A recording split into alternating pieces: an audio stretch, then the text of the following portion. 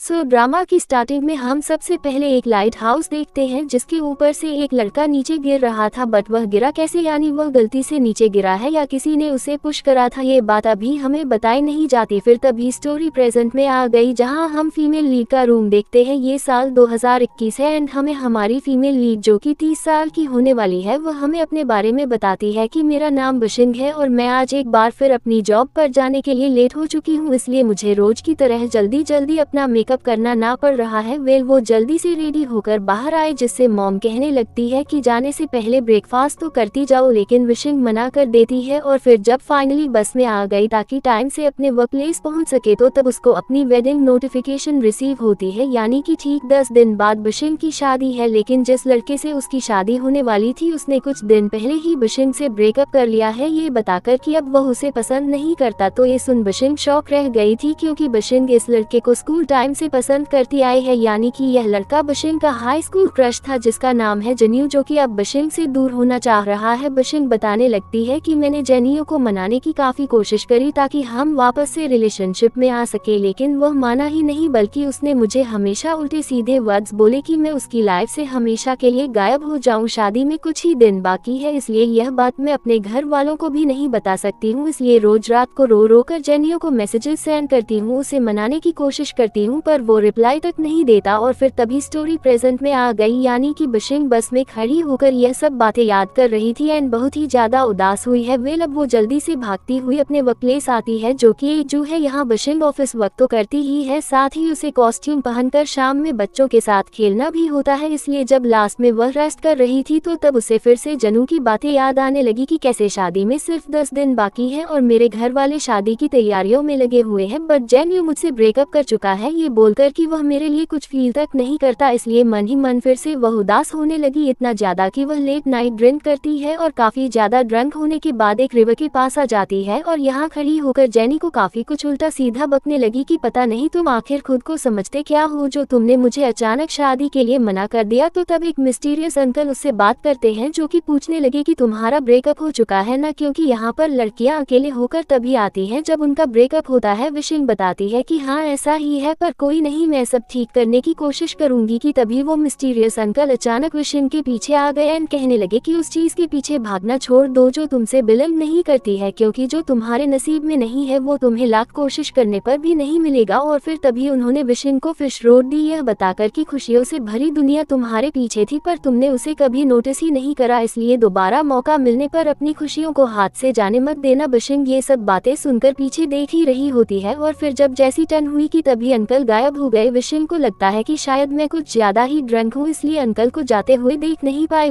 बिशिंग जब जैसे ही वापस अपने घर आई तो तब उसकी मॉम ने उसे काफी ज्यादा डांटा कि आखिर तुम कहाँ गायब थी, इतनी लेट घर वापस क्यों आए हो और भला तुमने इतनी ज्यादा ड्रिंक क्यों कर रखी है, कुछ दिन बाद तुम्हारी शादी है, अभी हमें इनविटेशन कार्ड्स भी सभी रिलेटिव्स को देने हैं पर तुम्हें तो कोई होश ही नहीं। बिशिंग अपनी मॉम की बातों का कोई रिप्लाई नहीं देती बल्कि चुपचाप अपने रूम में आ गई जहाँ वह उदास होकर अपना वेडिंग कार्ड देख ही रही थी कि तभी वह कुछ ढूंढने लगी, यह बोलकर कि मुझे हार नहीं माननी चाहिए बल्कि आखिरी बार और जेनियो को मनाने की कोशिश करनी चाहिए। बिशिंग को अपना बहुत पुराना मोबाइल मिला जिसे वह हाई स्कूल में यूज किया करती थी और फिर तभी उसे अपनी हाई स्कूल यूनिफॉर्म भी मिल गई, जिन दोनों का फोटो क्लिक करके वह जेन को भेजती है इस वॉइस मैसेज के साथ कि हमारा प्री वेडिंग शूट तो हो चुका था पर बस स्कूल यूनिफॉर्म शूट बचा था जो कि कल होने वाला था, इसलिए मैं तो कल हमारी पुरानी यूनिफॉर्म पहनकर स्कूल पहुंच जाऊंगी, अगर तुम भी वहां आए मुझसे मिलने तो तब मैं सब भूल जाऊंगी कि हमारे बीच ब्रेकअप जैसी भी कोई बात हुई थी, यानी मैं तुमको वापस से एक्सेप्ट कर लूंगी बिना कुछ पूछे। कि तभी यह सीन यही कट हो गया और अब हमें नेक्स्ट डे बिशिंग को स्कूल में आते हुए दिखाया गया जहां वह अपनी पुरानी यूनिफॉर्म पहनकर आई है और बोल रही है कि वाह ऐसा फील हो रहा है कि जैसे मैं वापस से अपने स्कूल के दिनों में वापस आ चुकी हूँ, यानी चीजें आज भी पहले जैसी लग रही है। वो एक जगह बैठती है एंड जनू के आने का वेट करने लगती है पर बहुत देर हो गई और वो आया ही नहीं। बिशिंग ने अपना पुराना मोबाइल निकाला एंड उसमें जो उसने पहले मैसेजेस सेंड कर रखे थे वो उन सभी ओल्ड मैसेजेस को देखने लगी, पर जब जैसे ही उसने एक मैसेज को डिलीट करा कि तभी कुछ हुआ एंड बिशिंग प्रेजेंट से डायरेक्ट पास्ट में आ गई, यानी कि टाइम ट्रेवल हो चुका चुका है और बहुत तेज बारिश हो रही थी, इसलिए कोई पीछे से आकर विशिंग को अम्ब्रेला में कवर करता है। विशिंग समझ नहीं पाए कि भला ये कौन है और फिर जब जैसे वो टर्न हुई तो पता चला कि यह वही लड़का है जिसको स्टार्टिंग में हमने लाइट हाउस पर से गिरते हुए देखा था। एक्चुअली अभी विशिंग को पता नहीं है कि वह टाइम ट्रेवल करके टाइम में काफी पीछे आ चुकी है, यानी अपने स्कूल डेज में विशिंग उस लड़की से पूछती है कि भला तुम कौन, तो तब वो लड़का कुछ नहीं बोलता और फिर जब विशिंग को जेनियो आता हुआ दिखा तो वो खुशी से भागती हुई उसके पास चली गई एंड कहने लगी कि मुझे पूरा यकीन था कि तुम जरूर आओगे क्योंकि तुम शादी के कुछ दिन पहले मुझे छोड़कर थोड़ी ना जा सकते हो। तो तब जैन, जो कि पास्ट वाला जैन है, वो पूछने लगता है कि भला तुम ये क्या बकवास कर रही हो, मैंने कितनी बार तुमसे कहा है कि मुझसे दूर रहो, क्या तुम्हें समझ नहीं आता, अननोइंग कहीं की। और फिर तभी यहाँ से चला गया, जिसको विशिंग बस देखती रह जाती है कि जब इसे वापस रिलेशनशिप में आना नहीं था तो यह मेरे कहने पर यूनिफॉर्म पहनकर यहाँ आया ही क्यों। वेल, अब हम बस का सीन देखते हैं जहाँ विशिंग जने की वजह से काफी ज्यादा उदास थी, लेकिन जब नोटिस करती है कि उसके पीछे वही लड़का है जो अभी कुछ देर पहले मिला था, इसलिए विशिंग उसे थैंक्स करने लगी अम्ब्रेला में कवर करने के लिए। और जब जाने वाली होती है तो तब वो लड़का बोलता है कि मेरी अम्ब्रेला ले जाओ क्योंकि बाहर बारिश हो रही है। विशिंग ने थैंक्स करा और अम्ब्रेला लेकर बस से उतर गई, लेकिन जब वह यहाँ से जा रही थी तो उसे फिर से मिस्टीरियस अंकल की बात याद आने लगी कि पूरी दुनिया और खुशियाँ तुम्हारे पीछे है। इसलिए जब वो पीछे देखती है तो उसे कोई नहीं दिखा, इसलिए कहने लगी कि अंकल की बातें बकवास थी और फिर तभी यहाँ से चली गई। जिसके थोड़े आगे जाते ही वह लड़का भी बस से बाहर आता है। बाय द वे, इसका नाम है वंगसेन स्कूल टॉपर, जो कि विशिंग को जाते हुए काफी ध्यान से देखने लगा, जैसे कि उसने हर बार ही विशिंग को नोटिस करा है, पर बस विशिंग ने कभी वंगसेन को नोटिस नहीं करा। साथ ही हमें यहाँ 2010 का कॉलेज एंट्रेंस एग्जाम बोर्ड दिखाया गया, यानी कि विशिंग 2021 से डायरेक्ट 2010 में आई हुई है। वेल, विशिंग अब अपने घर आई जहाँ उसने वंगसेन की दी हुई अम्ब्रेला को रखा और अब क्योंकि जन्यू की वजह से वह काफी ज्यादा उदास है, इसलिए ये तक नोटिस नहीं करती कि उसका घर कितना ज्यादा चेंज हुआ है। एंड टीवी पर 2010 की न्यूज चल रही थी। विशिंग अपने रूम में आकर डायरेक्ट अपने बेड पर लेट गई, यानी उसने अपने रूम को भी नोटिस नहीं करा कि पहले ये कैसे एकदम चेंज हुआ करता था, यानी कि एकदम अलग। वॉल्वर विशिंग की फेवरेट एनीम कैरेक्टर की फोटोज भी थी कि तभी अचानक विशिंग के पुराने मोबाइल में कुछ होने लगता है, यानी कि नॉन स्टॉप काफी सारे मैसेजेस आने लगे किसी ब्रेकिंग न्यूज के। और फिर तभी वापस से टाइम ट्रेवल हुआ एंड विशिंग प्रेजेंट टाइम यानी 2021 में वापस आ गई। वेल, वो यहाँ सो ही रही थी कि तभी उसे अपनी बेस्ट फ्रेंड की कॉल आती है, जो कि पूछने लगती है कि शादी की तैयारियां कैसी चल रही हैं, क्या सभी इनविटेशंस कार्ड बढ़ गए। तो तब वसीम ने बताया कि हाँ, सब ठीक चल रहा है, तुम बताओ तुम कब वापस आओगी। तो तब वह बताने लगी कि मैं नेक्स्ट वीक। क्या तुम्हें इस बारे में नहीं पता, जल्दी से ग्रुप चैट देखो। तो ये सुन विशिंग जब ग्रुप चैट देखती है तो तब उसको ग्रुप में आई फोटो में वही लड़का दिखता है जिसे वह स्कूल और बस में मिली थी, यानी कि वंगसेन। विशिंग अपनी बेस्ट फ्रेंड से इस लड़के के बारे में पूछती है तो तब बेस्ट फ्रेंड ने बताया है कि तुम वंगसेन को कैसे भूल सकती हो, यानी यह हमारे स्कूल का टॉपर था। और फिर कहने लगती है कि अरे हाँ, तुम्हारा तो स्कूल में सारा फोकस सिर्फ जेनियो पर रहता था, इसलिए तुमने कभी और लड़कों को नोटिस ही नहीं करा। विशिंग कंफ्यूज होने लगती है कि इसे मैं इतने टाइम के बाद स्कूल में कैसे मिल सकती हूँ, इसलिए जब जल्दी से बाहर वंगसेन की हुई अम्ब्रेला देखने आई तो तब उसे बाहर कोई भी अम्ब्रेला नहीं मिलती। विशिंग का छोटा भाई बताने लगता है कि तुम अपने साथ कुछ लाए ही नहीं थी कि तभी विशिंग की नजर टीवी पर गई जहाँ टाइम ट्रेवल के बारे में बताया जा रहा होता है, इसलिए विशिंग वो बातें ध्यान से सुनने लगती है कि तभी डोर पर कोई आया, जो कि और कोई नहीं जेनियो था, जो कि विशिंग को उसका दिया हुआ सामान वापस करने लगता है। विशिंग पूछती है कि जब स्कूल में तुम सुबह मुझे मिले थे तो तभी यह चीजें वापस कर देते। तो ये सुन जेनियो रिप्लाई देता है कि पर आज मैं स्कूल गया ही नहीं था। विशिंग कहने लगती है कि हाँ, तुम बिजी इंसान हो, तुम्हें कहाँ मुझसे रिलेटेड कोई बात याद होगी। तो तब वह कहता है कि देखो विशिंग, मुझसे उम्मीद रखनी छोड़ दो, और वैसे भी मैंने स्कूल के एंड होते ही अपनी स्कूल यूनिफॉर्म को फेंक दिया था, इसलिए मैं उसे पहनकर कैसे आ सकता हूँ। कि तभी विशिंग का भाई जनू से अंदर आने के लिए कहने लगा ताकि दोनों साथ में नूडल्स खा सके, बट जनू रुकता नहीं है बल्कि जल्दी से यहाँ से चला जाता है, जबकि विशिंग का भाई बस उसे रोकता ही रह गया, ये कहते हुए कि हम बहुत जल्द फैमिली बनने वाले हैं, इसलिए तुम हमसे शर्मा क्यों रहे हो। विशिंग अपने भाई को चुप करके अंदर करती है तो तब भाई ने उसे नूडल्स दिए, जिन्हें लेकर वह अपने रूम में आ गई और गुस्सा करने लगी कि क्या सुबह में जन्यू से नहीं बल्कि उसके भूत से मिली थी, जो वह ऐसा बोलकर गया है कि उसने सुबह मुझे देखा ही नहीं था। मगर फिर तभी अचानक बीसिन को शक होने लगता है कि कहीं मैं टाइम में पीछे तो नहीं चली गई थी जैसा कि टीवी पर बताया जा रहा है, और फिर तभी हंसती है कि अरे नहीं, ऐसा होना बिल्कुल भी पॉसिबल नहीं, मतलब कि मैं चीजें सोच भी कैसे सकती हूँ। लेकिन फिर उसने ध्यान से सभी बातों को याद करा और रियलाइज करा कि जब मैंने पुराने मोबाइल के मैसेज को डिलीट करा था तभी अचानक से सब चीजें चेंज हो गई थी। इसका मतलब कहीं मोबाइल में मैसेज डिलीट करने की वजह से टाइम ट्रेवल तो नहीं हुआ था, इसलिए तभी अपना पुराना मोबाइल उठाती है और यहाँ जब जैसे उसने एक और मैसेज डिलीट करा कि तभी मैजिक हुआ और वो फाइनली टाइम में काफी पीछे यानी कि अपने स्कूल डेज में वापस आ गई। बशिंग काफी बुरी तरह बशौक रह जाती है इस नज़ारे को देखकर कि यह तो सच में वक्त कर रहा है, यानी कि मैं सच में 2021 से डायरेक्ट पीछे टाइम यानी 2010 में आ चुकी हूँ। हमें यहाँ पर जनू भी दिखाया गया जो कि सामने से आ रहा था, तो तब जनू का दोस्त बशिंग को देखकर कहने लगा कि अरे देखो वो रही तुम्हारी शैडो, यानी लगता है कि यह फिर से तुम्हारा वेट कर रही है। तो तब जेनियो बशिंग के पास आता है और चिढ़कर कहता है कि मैं तुम्हें कितनी बार समझाऊं कि मुझसे दूर रहो, क्या तुम्हें इंसानों की भाषा समझ नहीं आती, अननोइंग कहीं की। और फिर तभी यहाँ से चला गया, जबकि बशिंग उसे बस देखती ही रह जाती है और फिर कहने लगती है कि मुझे सच में यकीन नहीं आ रहा है कि हाई स्कूल टाइम में मुझे इस जर पे क्रश था। वेल फिलहाल बशिंग ने अपना मुंह ठीक करा, फिर वह खुशी खुशी पूरे स्कूल को देखती है। फिर अच्छे से उसने अपनी पूरी सिटी को देखा कि पहले चीजें कितनी अलग हुआ करती थी। फिर अब वह अपने घर आई जहाँ वह घर को भी काफी ध्यान से देखती है कि पहले सब कुछ एकदम अलग हुआ करता था। फिर वह अपने रूम में आए और इस जगह को भी बहुत ध्यान से देखने लगी कि पहले सब चीजें कैसे अलग अलग रखी रहती थी। लेकिन जब उसकी नजर अपने रूम में रखी जन्यू की फोटोज पर गई तो तभी वह उन्हें निकाल देती है और फेंक देती है। बशिंग की मॉम और फादर जब वापस घर आए तो द बशिंग अपनी मॉम को देखकर उनकी नॉन स्टॉप तारीफ करने लगी कि मॉम पहले आप एकदम चेंज थी, मतलब कितनी ज्यादा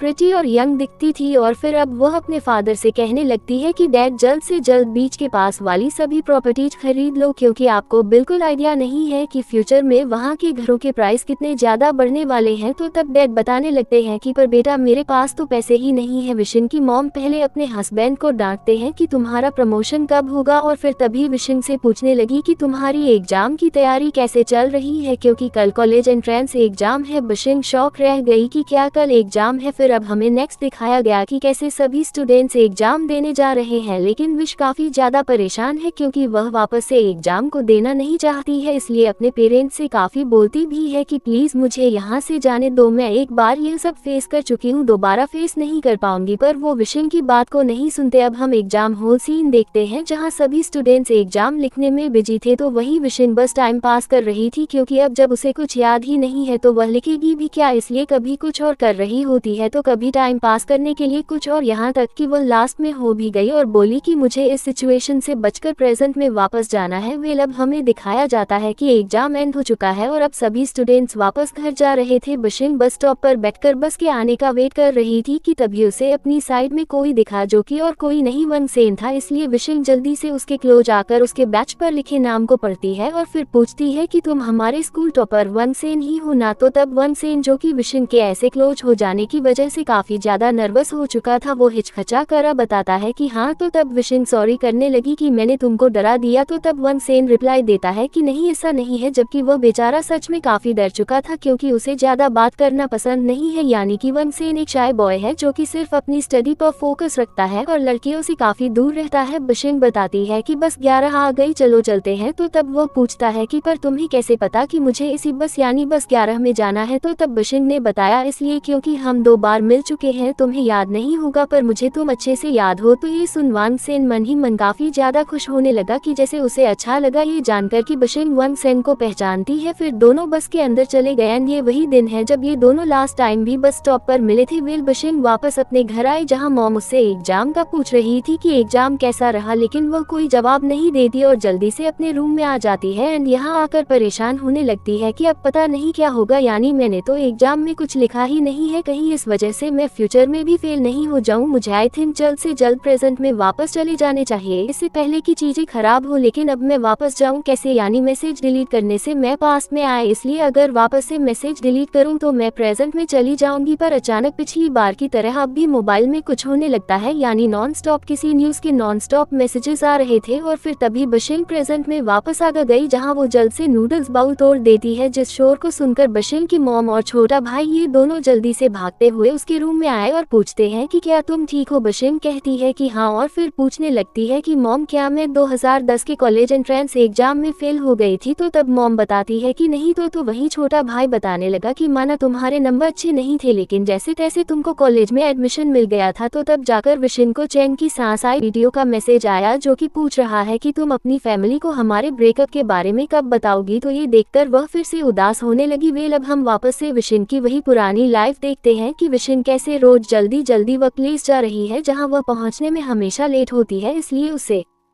काफी डांट भी पड़ती है, उसे बच्चों से पिटना भी पड़ता है जब वह लास्ट में टेडी कॉस्ट्यूम जॉब करती है। और बस ऐसे ही बिशिंग की लाइफ चलती गई, यानी कि बिशिंग को रिग्रेट हो रहा है कि काश मैंने पास्ट में फ्यूचर को सीरियस लिया होता तो आज मेरी लाइफ एकदम अलग होती, यानी काश जन्यू को फॉलो करने से अच्छा मैंने स्टडी पर ध्यान दिया होता तो आज सब कुछ अच्छा होता और उसके जाने पर मुझे दुख भी नहीं होता। इसलिए जब एक रात वह अकेले बैठकर यही सब बातें ध्यान से सोच रही थी कि तभी उसे एक आइडिया आया, यानी कि बिशिंग ने कॉलेज एंट्रेंस एग्जाम 2010 के आंसर सर्च करे। इसका मतलब बिशिंग वापस से पास्ट में जाने की प्लानिंग कर रही है ताकि एग्जाम में फुल मार्क्स ला सके और अपना फ्यूचर ब्राइट कर सके। फिर बस होना क्या था, पास्ट में जाने से पहले बिशिंग ने मन लगाकर सभी आंसर्स को याद करना शुरू कर दिया। मॉम पूछती भी है कि भला तुम ये क्या याद कर रही हो। तो तब वो एक्सक्यूज देने लगती है कि एक्चुअली ऑफिस में कोई कंपटीशन होने वाला है इसलिए यह उसी सब की तैयारी है। और फिर अब वो अपने रूम में आ गई जहाँ में दिखाया जाता है कि इस बार बिशिंग ने सभी एग्जाम आंसर्स को अच्छे से याद कर लिया है, इसलिए कहने लगती है कि इस बार टॉप तो मैं ही करूंगी, यानी कि अब मैं अच्छे से रेडी हूँ पास्ट में जाने के लिए और अपने एक्स को उसकी जगह दिखाने के लिए ताकि रिग्रेट मुझे नहीं बल्कि उसे फील हो। और बस फिर इसी सीन के साथ यह पार्ट यहीं पर एंड हो जाता है।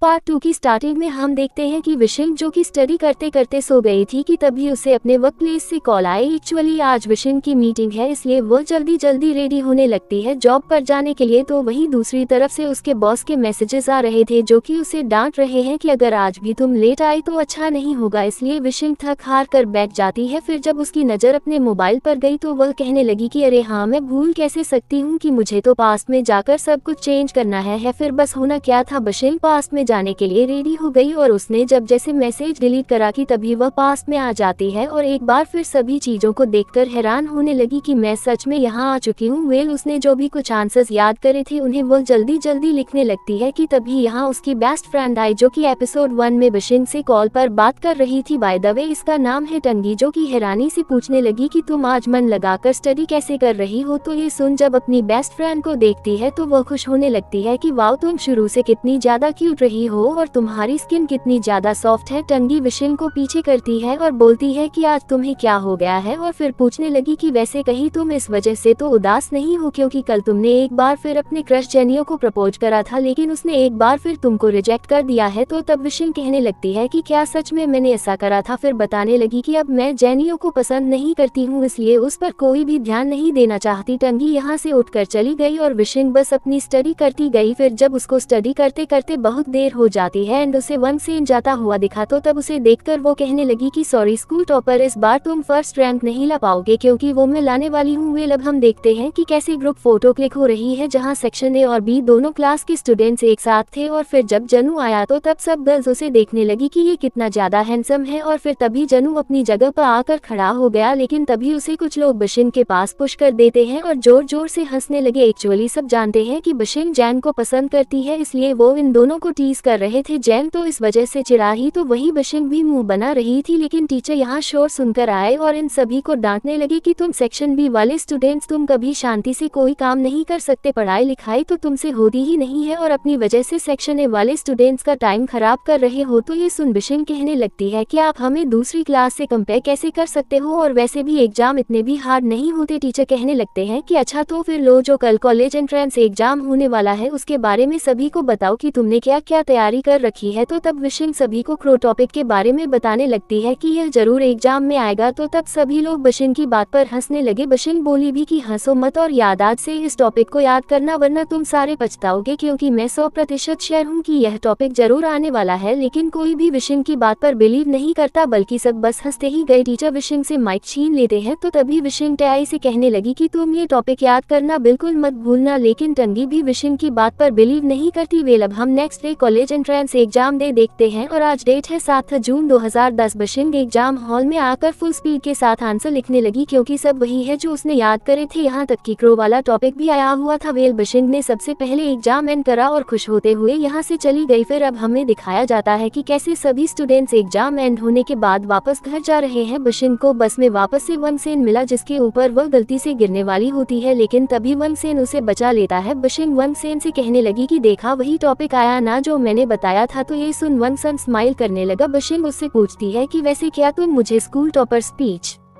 लिख कर दे सकते हो, क्योंकि तुम तो हर साल लिखते ही हो, लेकिन इस बार उसकी जरूरत तुम्हें नहीं बल्कि मुझे पढ़ने वाली है। तो ये सुन वंगसेन हैरानी से बशिंग को देखने लगता है, लेकिन कोई रिप्लाई नहीं देता और फिर बोला कि देखो वहाँ खाली सीट है, हम बैठ जाते हैं। और फिर तभी ये दोनों सीट पर बैठ गए। वेल अब नेक्स्ट सीन में हम देखते हैं कि बशिंग अपने घर आ चुकी है, जहाँ आज वह बहुत ज्यादा खुश है और अपनी मॉम को बता रही है कि मॉम मेरा एग्जाम बहुत ही ज्यादा अच्छा गया, आप देखना मैं सबसे अच्छी वाली यूनिवर्सिटी में एडमिशन लूंगी। तो तब मॉम कहती है कि यूनिवर्सिटी के सपने बाद में देखना, पहले कम से कम पास हो जाओ। तो तब बशिंग छिड़ गई कि मॉम आपको ऐसा क्यों लगता है कि मैं कुछ भी नहीं कर सकती हूँ। वेल अब हम देखते हैं कि 6:30 होने वाले हैं, इसलिए मॉम बोली कि तुम्हारी डैड भी घर आने ही वाले होंगे। तो ये सुन बशिंग बैठकर अपना मोबाइल यूज करने लगी कि तभी अचानक फिर से ठीक 6:30 पर मोबाइल में कुछ होता है और इस बार बशिंग थोड़े बहुत मैसेजेस देख भी लेती है जो कि लाइट हाउस इंसिडेंट के बारे में थे। और फिर तभी टाइम ट्रेवल हो गया और बशिंग वापस से प्रेजेंट में आ गई, जहाँ जब जैसे ही वो उठी तो उसको सबसे पहले अपने ऑफिस से कॉल आई। तो वही मॉम भी डांट रही होती है कि तुम्हारा मोबाइल कब से रिंग हो रहा था, तुम आंसर क्यों नहीं दे रही थी। तो तब जाकर बशिंग रियलाइज करती है कि वो प्रेजेंट में वापस आ चुकी है एंड इस बार भी कुछ चेंज नहीं हुआ। अचानक से प्रेजेंट में आ जाने की वजह से वेल फिलहाल बशिंग जल्दी से भागती हुई अपने वर्क प्लेस आई, जहाँ मीटिंग स्टार्ट हो चुकी थी। बशिंग कोशिश करती है कि बॉस उसे नोटिस नहीं कर पाए और वह चुपचाप अपनी सीट पर जाकर बैठ जाए, लेकिन ऐसा हो नहीं पाता है, यानी कि बशिंग की गलती की वजह से बशिंग को बॉस ने नोटिस कर लिया और फिर उसको काफी ज्यादा डांटा। अब हम देखते हैं कि इनकी मीटिंग में ये डिस्कशन हो रहा था कि जू में ऐसे कौन कौन से चेंजेस कराए जाए जिससे और ज्यादा पब्लिक इनके जू में आए। इसलिए बॉस एक 10 साल पुरानी एक्टिविटी दिखाते हैं जो कि वाटर से रिलेटेड थी और फिर बोले कि हमें भी यह एक्टिविटी थी अपने जू में करानी चाहिए। तो तब उसे देखकर बशिंग पुराना टाइम याद करने लगती है कि कैसे उस टाइम में ये सब हुआ करता था और फिर याद करती है कि जब मैं एक कंपटीशन में से शूज विन करने के बाद जेनियो के पास लेकर आई थी उसे वह गिफ्ट करने के लिए, बट जेनियो ने उन्हें लेने से साफ मना कर दिया था। बशिंग कहती है कि अच्छा चलो कोई नहीं, कम से कम मेरे साथ स्टेज पर तो चलो, मैं तुम्हारे लिए सॉन्ग सिंग करूंगी। बट वह ये भी करने से मना कर देता है, ये बोलकर कि तुम्हारे साथ स्टेज पर जाकर मुझे अपनी इंसल्ट नहीं करानी है, यानी मेरे लिए कितना शेमफुल होगा तुम्हारे साथ स्टेज पर खड़े होना। और फिर तभी वह यहाँ से चला गया। तो तब बशिंग बेचारी चुपचाप खड़ी रह जाती है और समझ नहीं पाती है कि आखिर जेनी मुझसे इतनी नफरत क्यों करता है। वेल वो ये सब पुरानी बातें सोच ही रही थी और जब चौंक कर उठी तो तब बॉस उसे वाटर एक्टिविटी की फाइल रेडी करने के लिए दे देते हैं। बशिंग हैरान खड़ी रह गई क्योंकि वो तो गलती से खड़ी हुई थी, लेकिन इस चक्कर में उसने अपना खुद का ही नुकसान कर लिया। वह नेक्स्ट सीन में हम देखते हैं कि बशिंग अपना काम कर रही है, फिर तभी टाइम ट्रेवल के बारे में सोचने लगी कि मैं अचानक वापस क्यों आई। फिर उसने याद करा कि जब मेरा सबसे पहला टाइम ट्रेवल हुआ था तो तब भी मैं कॉलेज एंट्रेंस एग्जाम के बाद घर आते ही वापस प्रेजेंट में आ गई थी और अब सेकंड टाइम भी यही हुआ है कि जब मैं एग्जाम देकर आई तो मैं वापस प्रेजेंट में आ गई। अगर ऐसा ही रहा तो मैं अपने फ्यूचर को चेंज नहीं कर पाऊंगी, एटलीस्ट मुझे रिजल्ट के आ जाने तक तो पास में रुकना ही होगा। कि तभी इन बशिंग को मैसेज करता है और बताता है कि मैंने हमारा हनीमून टूर कैंसिल कर दिया है और बस तुम भी अपने घर पर जल्द से जल्द हमारे ब्रेकअप के बारे में बता दो। तो ये सुन बिसिन चिढ़ने लगी और बोली कि एक तो मैं अपने फ्यूचर को चेंज करने की वजह से परेशान हूँ, ऊपर से बीच बीच में मुझे मैसेजेस करके और टेंशन दे देता है। और फिर तभी वह काफी सारी बातों को सोचने के बाद वापस से पास में जाने का डिसाइड करती है और फिर जब उसने मैसेज डिलीट करा तो वो वापस से पास में आ गई। एंड ये कॉलेज एंट्रेंस एग्जाम से 2 दिन पहले का टाइम है जब भी शिंगजैन को शूज गिफ्ट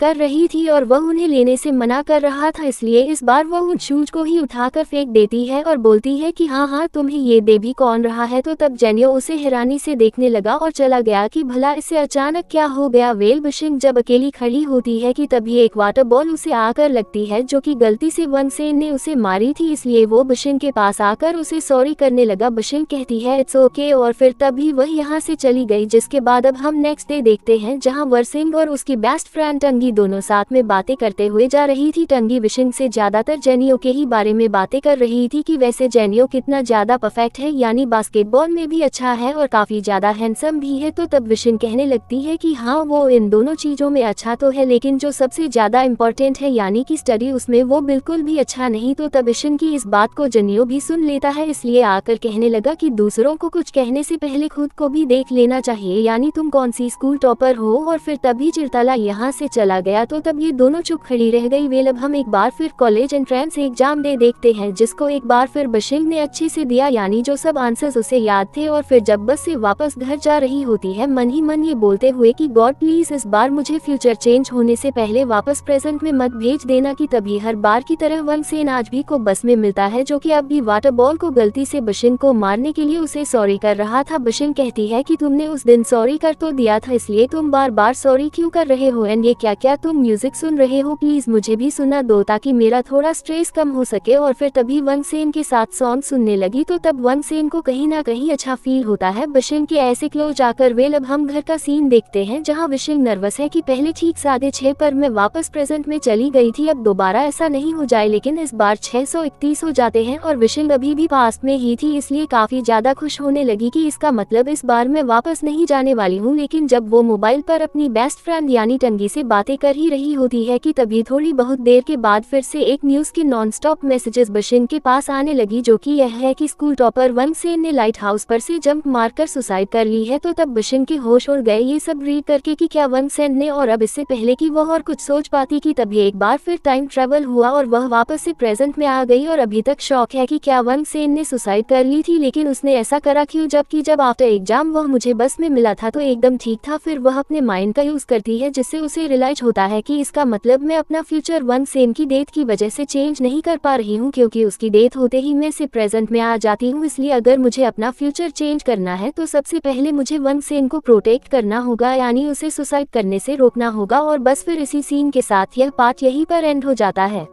अभी तक हमने देखा कि विशिंग को पता चल चुका है कि वह अपना पास्ट वंग सेन की वजह से चेंज नहीं कर पा रही है, कि तभी उसके पास अपनी मॉम के मैसेजेस आए, जो कि विशिंग के लिए वेडिंग ड्रेस चूज कर रही थी। विशिंग को बुरा लगने लगा कि जब मैं अपनी फैमिली को बताऊंगी कि मेरा तो ब्रेकअप हो चुका है तो वो सभी कितने ज्यादा उदास हो जाएंगे, इसलिए वो फिर से पास्ट में जाने का डिसाइड करती है। वेल विशिंग ने मैसेज डिलीट करा और एक बार फिर पास्ट में आ गई, और इस बार कॉलेज एंट्रेंस एग्जाम से 5 दिन पहले आई है। वो अपनी मॉम से पूछती है कि मम मैं सीनियर हाई स्कूल स्टूडेंट हूँ ना, तो तब वो बोलती है कि हाँ। और जब उन्होंने विशिंग को बाहर मार्केट भेजा कुछ सामान लेने, जिसे लेकर जब वो जा ही रही थी कि तभी वंग सेन विशिंग को मिलता है, जो कि उसका हाथ पकड़कर उसको अपने साथ लेकर जाने लगा। विशिंग नोटिस करती है कि यह किसी रेड हेयर वाले पसंद से बचकर भाग रहा है। और फिर जब ये दोनों एक जगह रुके तो तब विशिंग ने पूछा कि तुम भला मुझे भी अपने साथ क्यों भगाकर लाए, और वह सभी लोग थे कौन। वंसन बताता है कि वो गैंगस्टर्स थे, मुझे नेट बार में मिले थे। फिर कहने लगा कि रात होने वाली है, क्या मैं तुम्हें तुम्हारे घर छोड़ दूं, लेकिन विशिंग मना कर देती है ये बताकर कि नहीं मैं खुद से चली जाऊंगी। पर जब जाने लगी कि तभी रुकी और बोली कि तुम भी सीधे घर जाना और लाइट हाउस से दूर रहना, और फिर तभी यहाँ से चली गई। तो द वंसन समझ नहीं पाता कि भला ये मुझे लाइट हाउस से दूर रहने का क्यों बोल कर गई है। वेल अब नेक्स्ट डे हम एक लड़की को देखते हैं जो कि बाईसाइकिल से स्कूल आ रही है। इसका नाम है गागी, जिसका ड्रामा में अच्छा खासा रोल रहने वाला है, पर फिलहाल बस हमें इसके नाम के बारे में बताया गया है। और ये बताया गया है कि यह विशिंग की क्लास टीचर यानी टीचर मिन की बेटी है, पर इन दोनों के बीच के रिलेशन अच्छे नहीं। और वहीं दूसरी तरफ टैन की विशिंग से फेस्टिवल में चलने की जिद कर रही होती है, और यह बोल रही होती है कि मैं जनू से भी बात कर लूंगी कि वह हमारे साथ चले, बट विशिंग साफ मना कर देती है। और जब बोली कि इस जनू में ऐसा भी कुछ खास है नहीं जो इसकी वजह से मैं फेस्टिवल में जाऊं, वैसे भी अभी मुझे बिल्कुल भी अच्छा नहीं लगता। तो तब जनू ने भी यह सब सुन लिया, इसलिए वो विशिंग के पास आया और कहने लगा कि अगर तुम्हें लग रहा है कि तुम ये सब कहकर मेरी अटेंशन हासिल कर लोगी तो ऐसा नहीं है, यानी अगर तुम दुनिया की आखिरी लड़की हुई तब भी मैं तुम्हें पसंद नहीं करूंगा। और फिर तभी अपनी सीट पर जाकर बैठ गया। विशिंग भी कहने लगती है कि हाँ अब मुझे भी तुम में 1% इंटरेस्ट नहीं है। तो तब जनू कहता है कि हाँ कोई और दूसरा टारगेट मिल गया होगा। टंगी पूछने लगती है कि क्या सच में तुम्हें कोई और पसंद आ गया है। तो तभी शिंग बात खत्म करने के लिए झूठ कह देती है कि हाँ और वह स्कूल टॉपर है। टंगी पूछती है कि कौन वंग सेन, वो तुम्हें कब से पसंद आ गया, वैसे चलो अब मुझे भी उससे मिलवा, यानी कि कल उसको भी फेस्टिवल में जरूर लेकर आना। तो तब विशिंग को मजबूरन मानना ही पड़ा। अब हम फेस्टिवल डे देखते हैं जहां विशिंग सोच रही है कि मुझे क्या जरूरत थी झूठ बोलने की, कि तभी उसे अपने सामने वनसेन दिखा। विशिंग जल्दी से उसके पास आती है और पूछती है कि तुम यहाँ क्या कर रहे हो। तो तब वो बताता है कि मैं बस ऐसी फेस्टिवल देखने आया था। तो तब विशिंग ने रिक्वेस्ट करी कि प्लीज मेरे ही साथ रहना। दूसरी तरफ टंगी जो कि जन्यू के साथ आ रही है वह इन दोनों को देख लेती है और फिर हेलो करने लगी कि तुम दोनों तो सच में एक दूसरे को जानते हो। तो तब विशिंग बोलती है कि हाँ, हम एक दूसरे को अच्छे से जानते हैं। वेल अब दिखाया जाता है कि विशिंग और वनसेन दोनों साथ में कैसे शॉपिंग कर रहे हैं। तो वही जेन्यो टंगी को स्नैक्स बाय करके दे रहा था, लेकिन वह लेने से मना कर देती है ये बताकर कि मैं डाइट पर हूँ। तो तब जेन्यो कहने लगा कि एक तुम हो जो खुद का इतना ख्याल रखती हो और कुछ लोग हैं जो फूलते जा रहे हैं और उन्हें इस बारे में बिल्कुल नहीं पता। तो तब भी शिंग समझ गई कि जरूर मुझे बोल रहा है। टंगी वाटर एक्टिविटी देखकर कहने लगती है कि चलो वाटर एक्टिविटी करने चल रहे हैं। तो तब जेन्यो टंगी के साथ वाटर में खेलने चला जाता है। तो वही वनसेन विशिंग के लिए वाटर बॉलर्स लेकर आया था, बट विशिंग वो बॉल जनू पर मारती है और हंसने लगी। जैन पूछता है कि तुम भला मुझे क्यों मार रही हो, यानी अपोजिट टीम पर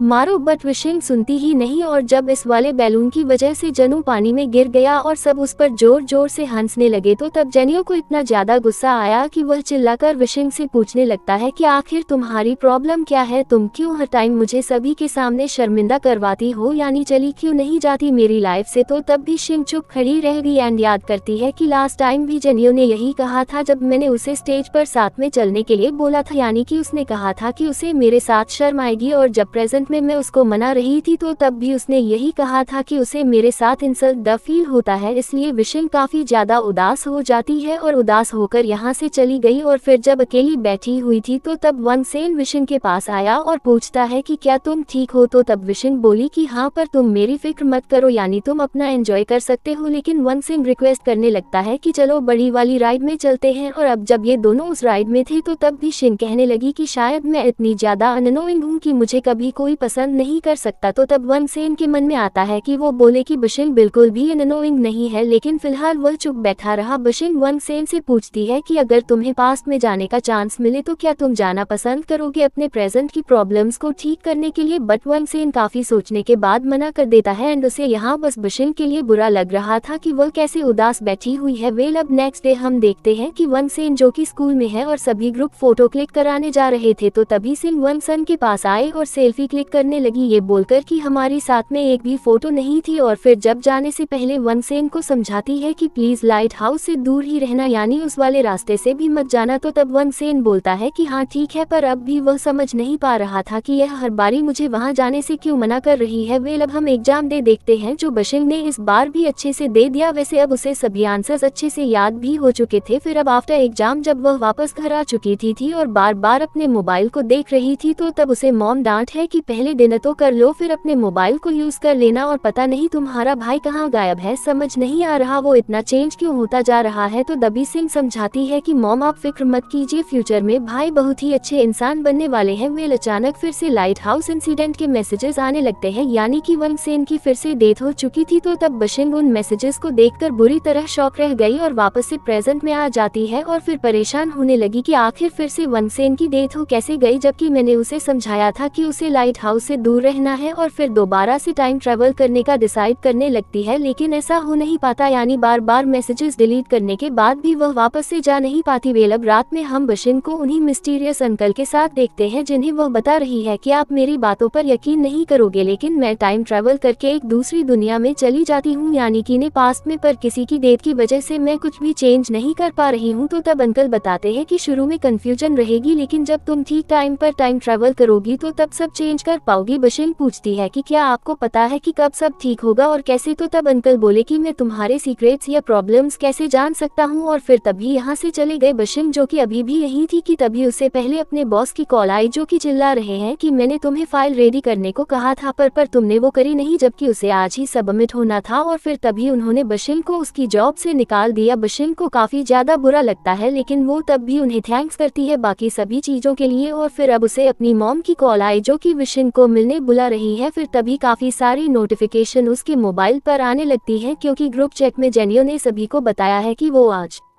सभी को अपनी गर्लफ्रेंड से मिलवा जाएगा। तो तब विशिन काफी ज्यादा हैरान हुई कि जनू ने इतनी जल्दी न्यू गर्लफ्रेंड भी बना ली, इसलिए वह डायरेक्ट उस लोकेशन पर आ जाती है जहां जेनियो अपनी गर्लफ्रेंड के साथ आने वाला है। बट सबसे पहले यहाँ टंगी आए, जिसे देखकर विशिन खुश होने लगती है। फिर बताती है कि सॉरी, तुम मेरी बेस्ट फ्रेंड हो और मैंने तुमसे इतनी बड़ी बात छुपाई कि मेरा ब्रेकअप हो चुका है। लेकिन अब ग्रुप चैट में जेनियो की न्यू गर्लफ्रेंड का सुनकर तुम्हें सब पता ही चल चुका होगा। तो तब टंगी बोलती है कि मैं भी तुम्हें कुछ बताना चाहती हूँ, लेकिन अब इससे पहले कि कुछ बता पाती कि तभी जेनियो भी यहाँ आ गया और विशिंग से पूछता है कि तुम यहाँ क्या कर रही हो। विशिंग बताती है कि मैं तुम्हारी न्यू गर्लफ्रेंड देखने आई हूँ। तो तब जनू बोला कि ओ अच्छा, तो फिर देख लो, यानी तुम्हारी बेस्ट फ्रेंड टंगी ही मेरी न्यू गर्लफ्रेंड है। तो ये सुन विशिंग के होश उड़ गए कि क्या टंगी विशिंग को समझ नहीं आता कि अब भला वह क्या ही बोले, क्योंकि उसकी जिंदगी के दोनों स्पेशल पर्सन उसे धोखा दे चुके हैं। इसलिए पहले वह इन्हें कांग्रेस बोलती है और फिर गुस्से में यहाँ से चली गई, जबकि टंगी को कुछ फर्क पड़ता ही नहीं। इसलिए वह कहने लगती है कि क्या ये पागल हो चुकी है। वेल अब हम विशिंग को उसकी मॉम के साथ देखते हैं, जहां वह वेडिंग गाउन पहनकर खड़ी है जो उसकी मॉम ने उसके लिए बाय करा है। पर जब विशिंग अपनी मॉम को बताने का ट्राई कर रही थी कि वह शादी नहीं कर सकती, बट मॉम उसकी सुन ही नहीं रही थी, बल्कि बार बार विशिंग को ही डांटते जा रही थी। इसलिए विशिंग जोर से चिल्लाकर बताती है कि मॉम, जेनियो ने मुझसे ब्रेकअप कर लिया है, यानी कि अब वह मुझे बिल्कुल भी पसंद नहीं करता और ना ही मुझसे शादी करना चाहता है। और फिर तभी रोते हुए यहाँ से चली गई। तो तब इन बातों को सुनकर बश की मॉम भी हैरान खड़ी रह जाती है। विशिंग बाहर रोड पर आ जाती है और रोते हुए चलने लगती है कि कैसे मेरी लाइफ में सब कुछ खराब चल रहा है। और जब वह एक कैफे में बैठकर काफी सारी कॉफी पीने लगी, तो तब जेनियो यहाँ आया, जो कि पहले हैरान हुआ विशिंग को वेडिंग ड्रेस में देखकर। फिर बताने लगता है कि मुझे गलत मत समझना, मुझे यहाँ तुम्हारी मॉम ने भेजा है तुम्हें घर वापस लाने के लिए, एंड चलो अब हम उनके सामने सब बातें क्लियर कर लेंगे। बट विशिंग कहती है कि नहीं, मुझे अपने पेरेंट्स के सामने तुमसे कोई बात नहीं करनी है, और तुम भी गलत मत समझना, मैं तुम्हारी अटेंशन पाने के लिए ये सब नहीं कर रही थी, बस कुछ टाइम अकेले रहना चाहती थी। कि तभी विशिंग का भाई यहाँ आ गया, जिसने जब जैसी जेनी को देखा तो वह गुस्से से उसे मारने की कोशिश करने लगता है कि तेरी हिम्मत हुई कैसे मेरी बहन को हर्ट करने की। लेकिन विशिंग अपने भाई को रोकती है और जेनी उसे यहाँ से जाने का बोलने लगी। वेल अब हम विशिंग को उसके घर पर देखते हैं, जहाँ उसे टैई के अपोलॉजी मैसेजेस आ रहे थे। और फिर जब टंगी ने उन दोनों के साथ की काफी पुरानी वीडियो भेजी, तो तब उसमें विशिंग वन सेन को नोटिस करती है, जिसे कोई काफी बुरी तरह मार रहा था। ये वही पसंद था जिससे पास्ट में वन सेन बचकर भाग रहा था। इसलिए विशिंग को शक होने लगा कि कहीं वन सेन को इसी लड़के ने तो जान से नहीं मारा, एंड लोगों को लग रहा है कि उसने सुसाइड करी है। इसलिए जब वो इन्हीं सभी बातों के बारे में बैठकर सोच रही थी कि तभी विशिंग के पेरेंट्स उससे बात करने आए। वो पूछते हैं कि तुम खाना खाने बाहर क्यों नहीं आ रही हो, एंड आखिर तुम्हारे और जनू के बीच ऐसी कौन सी बात हो गई है जो तुम दोनों ने ब्रेकअप कर लिया। बट विशिंग को खुद नहीं पता कि जनय ने अचानक उसे क्यों छोड़ा है, इसलिए वो अपने घर वालों को क्या ही बताए। डैड गुस्से से जेनियो से बात करने जाने लगते हैं कि मैं उस लड़के को सबक सिखाकर ही रहूंगा, उसकी हिम्मत हुई कैसे मेरी बेटी को हर्ट करने की। तो तब सभी घर वाले उन्हें रोकने लगे कि गुस्से में बात करना ठीक नहीं होगा। तो वहीं विशिंग भी अपने डैड को रोकने की पूरी कोशिश कर रही थी, क्योंकि अब बात करने का क्या फायदा जब सेनू उसे पसंद ही नहीं करता और ना ही उसके साथ रहना चाहता है। इसलिए भी सिन जल्दबाजी में एक बार फिर टाइम ट्रैवल करने का डिसाइड करती है, और जब जैसे उसने मैसेज डिलीट करा तो वह एक बार फिर पास्ट में आ गई। एंड खुशी की बात यह थी कि इस बार वह कॉलेज एंट्रेंस एग्जाम से सिर्फ 1-2 दिन पहले नहीं आई है, बल्कि सेमेस्टर की स्टार्टिंग से आई है। यानी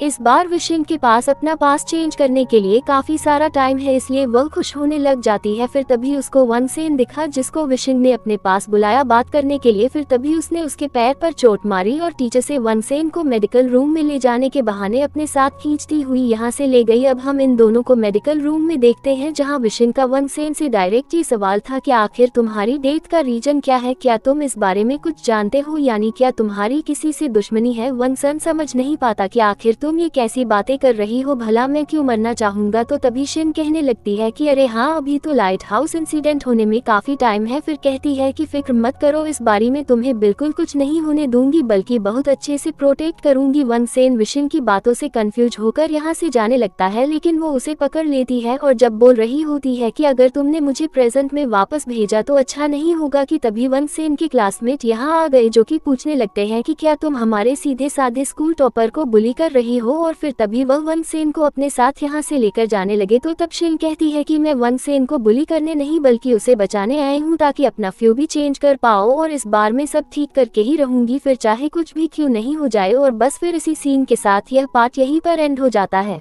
पार्ट 4 की स्टार्टिंग में हम देखते हैं कि विशिंग वनसेन का वेट कर रही है। फिर जब वनसेन आया तो उसको जबरदस्ती स्नैक्स देने लगी, यह बताकर कि तुम मानो या नहीं मानो पर तुम्हें सच में मेरी प्रोटेक्शन की जरूरत है। वनसेन पूछता है कि पर किस लिए, यानी मैं तो एकदम ठीक हूँ। कि तभी वनसेन के क्लासमेट्स यहाँ आ गए जिन्हें लगा कि विशिंग फिर से वनसेन को बुली कर रही है, इसलिए वो वनसेन को अपने साथ ले जाते हैं। तो तब विशिंग कहने लगती है कि मुझे वनसेन पर हर टाइम नजर रखने के लिए वनसेन की क्लास में ट्रांसफर होना होगा। और फिर तभी वह वनसेन के क्लास टीचर के पास आ गई बात करने, जहां पहले वह टीचर की तारीफ करती है कि आप एक बहुत ही अच्छे टीचर हो, देख लेना फ्यूचर में आप ही वाइस प्रिंसिपल बनोगे। तो ये सुन वो खुश होने लगी। फिर जब विशिंग मेन बात पर आई कि मैं आपकी क्लास में आना चाहती हूँ, यानी प्लीज मेरा ट्रांसफर सेक्शन बी से ए में करा दीजिए, तो तब वो बताने लगते हैं कि पर ऐसा होना पॉसिबल नहीं। तो वही विशिंग की क्लास टीचर यानी कि टीचर मिंग, जो कि वो भी यह सब बातें सुन चुके थे, उन्होंने विशिंग को डांटा एंड अपने साथ यहाँ से ले गए। अब हम देखते हैं कि ये दोनों जिस ऑफिस में आए हैं वहाँ वनसन पहले से ही किसी काम के लिए आया हुआ था। और फिर अब टीचर ने विशिंग को बताया कि अगर तुम सेक्शन ए में जाना चाहती हो तो तुमको नेक्स्ट मंथ होने वाले एग्जाम में टॉप 50 के अंदर आना होगा, वरना ऐसे ही कोई भी अपना सेक्शन चेंज नहीं करवा सकता है। तो तब विशिंग शॉक रह गई कि क्या सेक्शन ए में जाने के लिए मुझे पढ़ना पड़ेगा। वेल अब हम विशिंग को उसकी क्लास में देखते हैं जहाँ वो अपने डेस्कमेट के साथ है जिसका नाम है चाओ, जो कि विशिंग से पूछ रहा है कि आज तुम इतनी अलग कैसे नजर आ रही हो, यानी पहले तुम्हारा बस एक ही काम रहता था जेनी पर नजर रखना, लेकिन आज तो तुम उसे देख तक नहीं रही। एंड क्या तुम्हें सच में सेक्शन ए में जाना है? तो तब वह बताती है कि हाँ, पर जिस हिसाब से मुझे इतनी सारी बुक्स को पढ़ना पड़ेगा उन्हें देखकर मेरी हिम्मत टूट रही है। तो तब जेनियो, जो कि पीछे से बातें सुन चुका था, वह बोला कि तुम कितना भी ट्राई कर लो पर सेक्शन ए में नहीं जा पाओगी, क्योंकि वहाँ सिर्फ वो स्टूडेंट जाते हैं जो इंटेलिजेंट होते हैं और तुम स्टडी में बिल्कुल भी अच्छी नहीं। तो तब टंगी, जो कि वो भी यह सब बातें सुन लेती है, वह जल्दी से विशिंग के पास आए और पूछने लगी कि क्या तुम सच में सेक्शन ए में जाना चाहती हो, लेकिन क्यों, यानी अगर तुम चली गई तो मेरा क्या होगा, क्योंकि हम दोनों तो बेस्ट फ्रेंड्स हैं ना। तो तब विशिंग नफरत की नज़र से टंगी को देखती है, क्योंकि उसे पता है कि यह बेस्ट फ्रेंड के नाम पर फ्यूचर में मेरे साथ क्या कर चुकी है, इसलिए विशिंग ने टंगी से सही से बात नहीं करी। और अब वैसे भी वो जब तक पास में है या टंगी से दूर रहने वाली है। वेल अब नेक्स्ट है, हमें दिखाया जाता है कि विशिंग ने वनसेन को फॉलो करना शुरू कर दिया था। कभी वह उसे जबरदस्ती स्नैक्स देती है, अगर वह लेने से मना करता है तो डांटते हैं। फिर जब स्कूल एंड होता है तो वनसेन को उसके घर छोड़ने के लिए बोलती है। वनसेन बोला भी कि मैं अकेले जा सकता हूँ, लेकिन विशिंग मानती नहीं। फिर जब नेक्स्ट डे वनसेन इसको लाया तो तब विशिंग फिर से स्नैक्स लेकर वनसेन के आने का वेट कर रही थी और उसको स्नैक्स देने लगी। वनसेन एक बार फिर मना करता है तो तब वो उसे डांटते हैं और सभी चीजें दे देती है ताकि ये दोनों अच्छे दोस्त बन सके। वेल अब नेक्स्ट सीन में हम देखते हैं कि विशिंग सेक्शन ए में आई सभी स्टूडेंट्स के लिए खाने की काफी सारी चीजें लेकर और फिर बोली कि मैं बहुत जल्द तुम सभी की क्लासमेट बनने वाली हूँ, इसलिए ये सब चीजें तुम सभी के लिए मेरी साइड से। और फिर वनसेन के पास आइसक्रीम लेकर गई और रिक्वेस्ट करने लगी कि प्लीज मेरी स्टडी में हेल्प करवा दो, मुझे टॉप 50 में आना है, तभी मैं तुम्हारी क्लास में आ पाऊंगी। बट वनसेन बहाने बनाने लगता है कि पर सेक्शन बी भी तो अच्छा है, फिर तुम्हें यहीं पर ही क्यों आना है। बट विशिंग मानती नहीं है, क्योंकि वह कई बार वनसेन को समझा चुकी है कि वह सेक्शन ए में उसे प्रोटेक्ट करने के लिए आ रही है, बट वनसेन इस बात को समझ ही नहीं पा रहा है। फिर अब नेक्स्ट सीन में हम देखते हैं कि विशिंग वनसेन को जबरदस्ती लाइट हाउस पर लेकर आई। एक्चुअली विशिंग को ऐसा लग रहा है कि अगर वो वनसेन को उसकी डेथ से रिलेटेड चीजें याद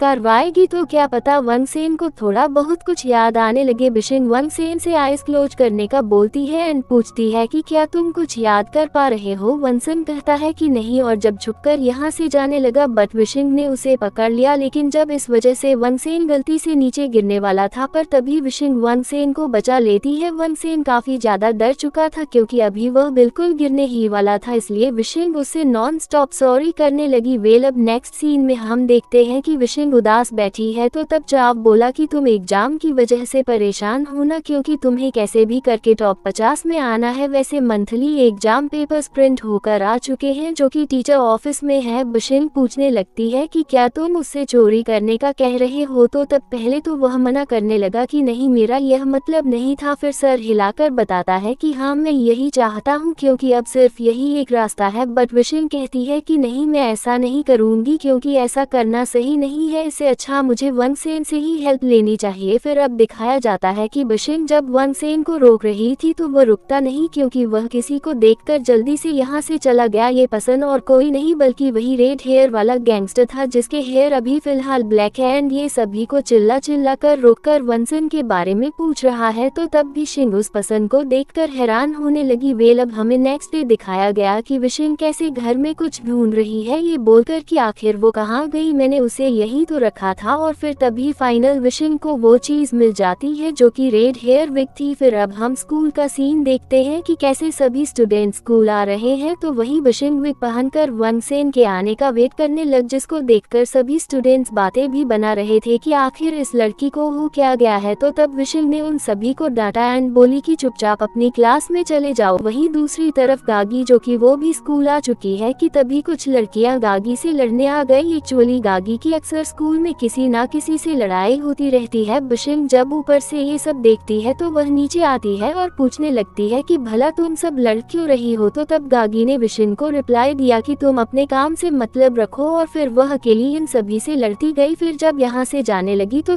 तब बिशिंग को देखते हुए ये बोलकर जाती है कि तुम बहुत ही अजीब हो। तो तब बिशिंग शॉक रह जाती है कि भला इस लड़की का एटीट्यूड तो देखो। वेल चाव ने बिशिंग को आवाज दी और अपने साथ चलने का बोलने लगा। फिर वो बिशिंग को एक जगह लाया एंड बताता है कि यह मेरा सीक्रेट प्लेस है। साथ ही वह बिशिंग को एजे गेस्ट टी भी बनाकर दे रहा था। बिशिंग कहती है कि ये जगह वाकई काफी कूल है, लेकिन जब क्लास बेल बजी तो ये दोनों जल्दी से भागकर यहाँ से जाने लगे। आज वनसेन भी लेट हो चुका था, लेकिन अब क्योंकि वो स्कूल टॉपर है इसलिए टीचर विंग उसे कुछ बोलते ही नहीं बल्कि जाने देते हैं और चाओ और बिशिंग को रोक लेते हैं कि तुम दोनों यहीं रुक जाओ। बिशिंग बोली कि पर ये तो भेदभाव हुआ, पर टीचर विंग इन दोनों की एक नहीं सुनते बल्कि इन्हें पनिशमेंट दे देते हैं। जिसके बाद अब हम छुट्टी का टाइम देखते हैं कि कैसे टंगी बिशिंग से बात करने आ रही है और उसका बस एक ही टॉपिक था, यानी कि जनू की। अब तुम जनू के बारे में कुछ भी क्यों नहीं पूछती। तो तब भी शिंग टंगी को फुल इग्नोर कर देती है और यहाँ से चली जाती है। और फिर जब बाहर आई तो उसे फाइनली वनसेन मिल गया जिसे उसने रोका एंड रेड विग दिखाते हुए पूछने लगी कि क्या तुम्हें इसे देखकर कुछ याद आ रहा है। वनसेन बोला कि नहीं। तो तब कहने लगी कि अपने माइंड पर जोर डालो और याद करो कि हाल फिलहाल में तुम्हारी किसी से लड़ाई तो नहीं हुई या किसी ने तुम्हें डराया तो नहीं है। वनसेन काफी सोचता है और फिर बोलता है कि नहीं ऐसा तो कुछ भी नहीं है। तो तभी सिन चुप हो गई और थक हार कर वनसेन से कहने लगी कि छोटे बच्चे तुम बहुत ही इनोसेंट हो, इसलिए जाओ घर चले जाओ। तो तभी शम को ये सब करते हुए जेनियो भी देख लेता है। तो वही जेनियो का दोस्त कहने लगा कि पहले ये लड़की तुम्हारे आगे पीछे रहती थी ना, अब देखो इसे कोई और पसंद आ गया है। तो ये सुन जेनियो गुस्से से अपने दोस्त को देखने लगा, क्योंकि उसे यह बात बिल्कुल अच्छी नहीं लगी कि बिशिंग कैसे उसे छोड़कर अब वनसेन के आगे पीछे जा रही है। यानी एक तरह से जेनियो इन दोनों को साथ में देखकर जेलस होने लगा। वेल अब हम बस स्टॉप का सीन देखते हैं जहां बिशिंग वनसेन से यही सब बातें कर रही थी कि तुम मेरी स्टडी में प्लीज हेल्प करवा दो। कि तभी उसकी नजर फिर से उसी गैंगस्टर पर गई जो कि स्टूडेंट्स को परेशान कर रहा है। इसलिए भी सिंह ने जल्दी से वनसेन को बस में भेजा एंड खुद गैंगस्टर से बात करने आ गई और पूछने लगती है कि तुम आखिर हो कौन और वनसेन को क्यों ढूंढ रहे हो। पहले तो वो गैंगस्टर हंसता है कि जरा इस लड़की की हिम्मत तो देखो जो मुझसे बात करने आई है। फिर बिशिंग को डराने लगा कि चली जाओ यहाँ से, लेकिन जब बिशिंग मानती नहीं एंड गैंगस्टर को समझ आ गया कि ये लड़की वनसेन की फ्रेंड है, इसलिए बोला कि वनसेन से कह दो कि वह मुझसे ज्यादा दिन छुप नहीं सकता है मैं बहुत जल्द उसे ढूंढ लूंगा और सबक सिखाऊंगा। बिशिंग बताती है कि पर वह तो जा चुका है, इसलिए तुम लोगों का उसे ढूंढने का कोई फायदा नहीं। तो वो गैंगस्टर चिढ़ने लगा कि वनसेन फिर से मुझसे बचकर भाग कैसे सकता है। वेल अब हम गैंगस्टर को स्कूल के बाहर बैठे हुए देखते हैं, जिसे देख कर सभी गर्ल्स डर रही होती है एंड दूर से गागी भी उसे देख रही थी। तो वही चाओ जो कि बिशिंग के साथ था वो उसे समझाता है कि अब जब तुम्हारा गैंगस्टर से पंगा हो रहा है तो तुम्हें फाइट भी आ चाहिए, क्या पता कब जरूरत पड़ जाए, इसलिए फाइट सिखाने में मैं तुम्हारी मदद कर सकता हूँ। तो ये सुन बिशिंग मान गई। तो वही गागी की फ्रेंड गागी के पास आती है और बताती है कि पता नहीं ये गैंगस्टर कौन है और हमारे स्कूल के बाहर क्यों बैठा हुआ है। तो तब गागी ने इस बात पर कोई रिप्लाई नहीं दिया कि तभी टीचर मिंग इस तरफ आने लगे, जिस बारे में जब वो लड़की बताती है कि तुम्हारे फादर यहीं आ रहे हैं, तो तब गाव कियाए उठकर यहाँ से भागने लगी। एंड जब वह गई तो उसके पीछे पीछे वो गैंगस्टर भी यहाँ से चला गया। टीचर मिंग ये सब देख लेते हैं, लेकिन अब इससे पहले कि अपनी बेटी को रोक पाते कि दबी विशिंग और चाओ की वजह से वह ज्यादा आगे जा नहीं पाए, इसलिए इन दोनों को डांटने लगे कि तुम दोनों लड़ क्यों रहे हो। विशिंग समझाती है कि नहीं, हम दोनों तो सिर्फ प्रैक्टिस कर रहे थे, लेकिन टीचर तब भी इन दोनों को रनिंग पनिशमेंट दे देते हैं। और अब दिखाया गया कि विशिंग जब रनिंग कर रही थी तो तवांग सेन विशिंग की फिक्र में विशिंग के लिए वाटर लेकर आया और उसे वाटर देने लगा। विशिंग कहती है कि क्या बात, तुम मेरी फिक्र कर रहे हो, इसका मतलब तुम मेरी स्टडी में हेल्प कराने के लिए मान चुके हो। वंसन बोला कि मैंने ऐसा तो नहीं कहा, बाकी हाँ मैं तुम्हारी थोड़ी बहुत हेल्प करा दूंगा। तो ये सुन वो काफी ज्यादा खुश होने लग जाती है। और जब छुट्टी की टाइम विशिंग चाओ के साथ जा रही थी तो तब चाओ बताता है कि गांव की जो कि टीचर मिन की बेटी है वो अपने फादर को पसंद नहीं करती है। एंड वंसन गांव कियाई का नेबर है, यानी कि ये दोनों बचपन के दोस्त हैं। तो तब विशिंग कहती है कि अच्छा ऐसा है कि तभी विशिंग को एक बार फिर वही लड़का दिखा जो कि वंगसेन के बारे में सभी से पूछ रहा था, इसलिए शिंग चाओ से जाने का कहती है। एंड उस लड़के से बात करने आती है और फिर उस लड़के के पास आकर कहने लगती है कि अगर तुम्हें वंगसेन से फाइट करनी है तो पहले तुम्हें मेरा सामना करना होगा। एंड तुम आखिर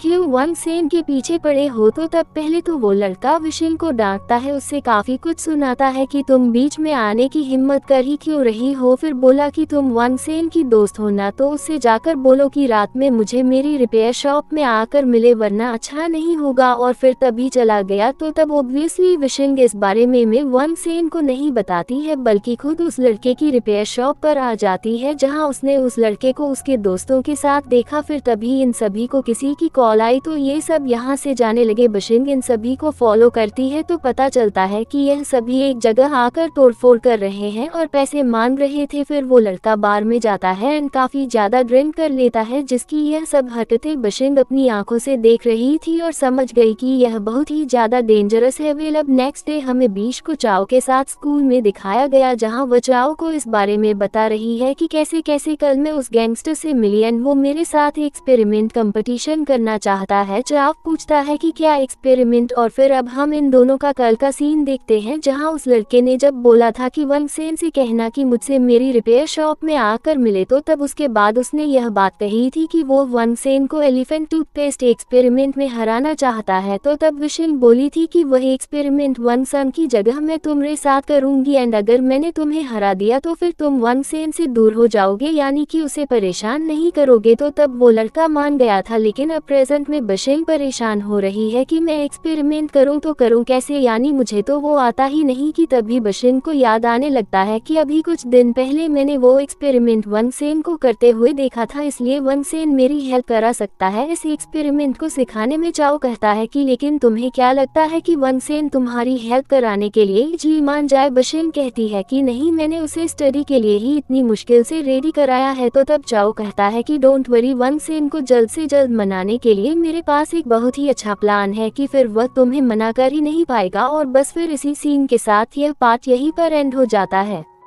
अभी तक हमने देखा कि चाओ विशिंग से कह रहा है कि मेरे पास एक आइडिया है वंगसेन से काम कराने के लिए, जिसके बाद अब हम विशिंग को एक रोमांटिक नोवेल ले जाते हुए देखते हैं, जिसको वह छुपकर वंगसेन की डेस्क के नीचे रख देती है। फिर वंगसेन को देखते हुए कहने लगी कि यह कितना ज्यादा हैंडसम है, पर तभी वंगसेन उठ गया और पूछने लगा कि तुम यहाँ क्या कर रही हो। और फिर विशिंग को एक पेपर देता है सॉल्व करने के लिए ताकि एग्जाम में हेल्प हो जाए, बट विशिंग बताती है कि मैं चाहती हूँ कि तुम मुझे एलिफेंट टूथपेस्ट एक्स एक्सपेरिमेंट सिखाओ। तो तब वंसन बताता है कि पर उसे सिखाने के लिए हमें लैब की जरूरत होगी और स्कूल वाले अभी किसी को भी लैब यूज करने नहीं दे रहे हैं। तो द विशिंग नोवेल बाहर निकाल लेती है और फिर कहने लगी कि अरे ये क्या तुम ऐसी चीजें रीड करते हो। वंसन डर गया कि इसको यहाँ किसने रखा, यानी कि मेरी नहीं है, बट विशिंग वो सभी को दिखाने वाली होती है, इसलिए वंसन जल्दी से रेडी हो जाता है विशिंग को एक्सपेरिमेंट सिखाने के लिए। जिसके बाद अब रात में हम इन दोनों को लैब लैब में देखते हैं जहाँ ये दोनों छुपकर आए हुए हैं। वने सब सिखाया कि कैसे कैसे करा जाता है और फिर जब फाइनली इन्होंने एलिफेंट टूथपेस्ट रेडी कर दिया, जिसको देखने के चक्कर में बिशिन जब जैसी पीछे हुई यानी वान से इनकी काफी ज्यादा क्लोज आ गई, तो तब इस वजह से वान से इनकी हार्ट बीट फास्ट होने लगती है क्योंकि वो बिशिन को सीक्रेट लाइक जो करता है कि तभी सिक्योरिटी गार्ड अंकल यहाँ आ गए शोर सुनकर, इसलिए दोनों जल्दी से यहाँ से भाग जाते हैं। वेल अब नेक्स्ट डे हम देखते हैं कि कैसे बिशिन कंपटीशन के लिए चाओ के सीक्रेट प्लेस आए जहाँ गाओ की आई पहले से ही आई हुई थी और फिर बिशिन से पूछने लगी कि तुम भला वन सेन के बदले ही कंपटीशन क्यों कर रही हो, यानी तुम उसकी हेल्प क्यों करा रही हो, आखिर वह तुम्हारा लगता ही कौन है। तो तब बिशिन बताती है कि मैं वन सेन की दोस्त हूँ इसलिए उसे प्रोटेक्ट कर रही हूँ। थोड़ी देर बाद यहाँ गैंगस्टर जिसका नाम माज है वह भी आ गया और फिर तभी कंपटीशन स्टार्ट हो जाता है जहाँ दोनों फुल फोकस के साथ अपने अपने एक्सपेरिमेंट को करने में लगे हुए हैं। तो वही चाओ क्लास में बैठकर बिशिन के लिए प्रे कर रहा था कि वह जीत जाएगी। तभी वन सेन यहाँ आता है और पूछने लगता है कि बिशिन कहाँ है, यानी एक्सपेरिमेंट में एक गलती हो चुकी है किसी लिक्विड से रिलेटेड, इसलिए मुझे इस बारे में उसको बताना है। पर जब चाओ बताता है कि लेकिन बिशिन तो कंपटीशन के लिए जा चुकी है एंड उसका कंपटीशन गैंगस्टर के साथ होने वाला है, तो ये सुन वन सेन बुरी तरह शॉक रह गया और फिर तभी ये दोनों जल्दबाजी में यहाँ से जाने लगे। तो वही दूसरी तरफ माज फाइनली एलिफेंट टूथपेस्ट एक्सपेरिमेंट को सक्सेसफुली कंप्लीट कर देता है, लेकिन भी शिन का लिक्विड बाहर आया ही नहीं, जिस वजह से वह परेशान होने लगी। माज इस कंपटीशन को जीत चुका था, फिर बोला कि देखा मुझे पता था कि मैं भी तुम लोगों की तरह इस एक्सपेरिमेंट को कर सकता हूँ। एक्चुअली माज फैमिली फाइनेंशियल प्रॉब्लम्स की वजह से सालों से स्कूल नहीं गया है, लेकिन उसे एक्सपेरिमेंट्स करने अच्छे से आते हैं। क्या तभी वान सेन भी यहाँ आ गया, तो वही चाओ छुपकर इन सभी की बातें सुनने लगा। वान सेन विशिन से पूछता है कि क्या तुम ठीक हो, तो वही माज कहने लगता है कि ओ अच्छा तो तुम हो वन सेन, क्या तुम्हें शर्म नहीं आई कि तुमने अपनी जगह इस लड़की से कंपटीशन कर कराया, पर अब जो भी हो मैं इस कंपटीशन को जीत चुका हूँ। और फिर गांव की से पूछने लगता है कि अब तो तुम मुझसे फ्रेंडशिप करोगी ना। इसका मतलब माज वन सेन के पीछे गागी की वजह से था क्योंकि वह गागी को पसंद करता है, पर गागी अब भी मना कर देती है कि नहीं क्योंकि तुम अब भी वन सेन से ज्यादा बेहतर नहीं हो, यानी कि वन सेन को कोई भी हरा नहीं सकता है, तुम भी नहीं। और जब यहाँ से जाने लगी तो तब माज गागी के पीछे पीछे गया कि तुम भला क्यों मेरे साथ ऐसा कर रही हो, यानी मैं सिर्फ तुमसे फ्रेंडशिप करना चाहता हूँ, जो तुम बोलो वो करता भी हूँ, पर तुम तब भी मुझे मना कर रही हो। तो तब गांव की आई कहती है कि अगर तुम स्कूल की विंडोज तोड़ दो स्पेशली मेरे डैड के ऑफिस की, तो तब मैं तुमसे फ्रेंडशिप करने का सोचूंगी। माज कहता है कि पर ऐसा करना ठीक नहीं होगा। तो तब गांव की आई पूछती है कि क्यों, क्या तुम डर रहे हो, और फिर तभी यहाँ से चली गई। दूसरी तरफ विशिन वन सेन से कहने लगती है कि अब मुझे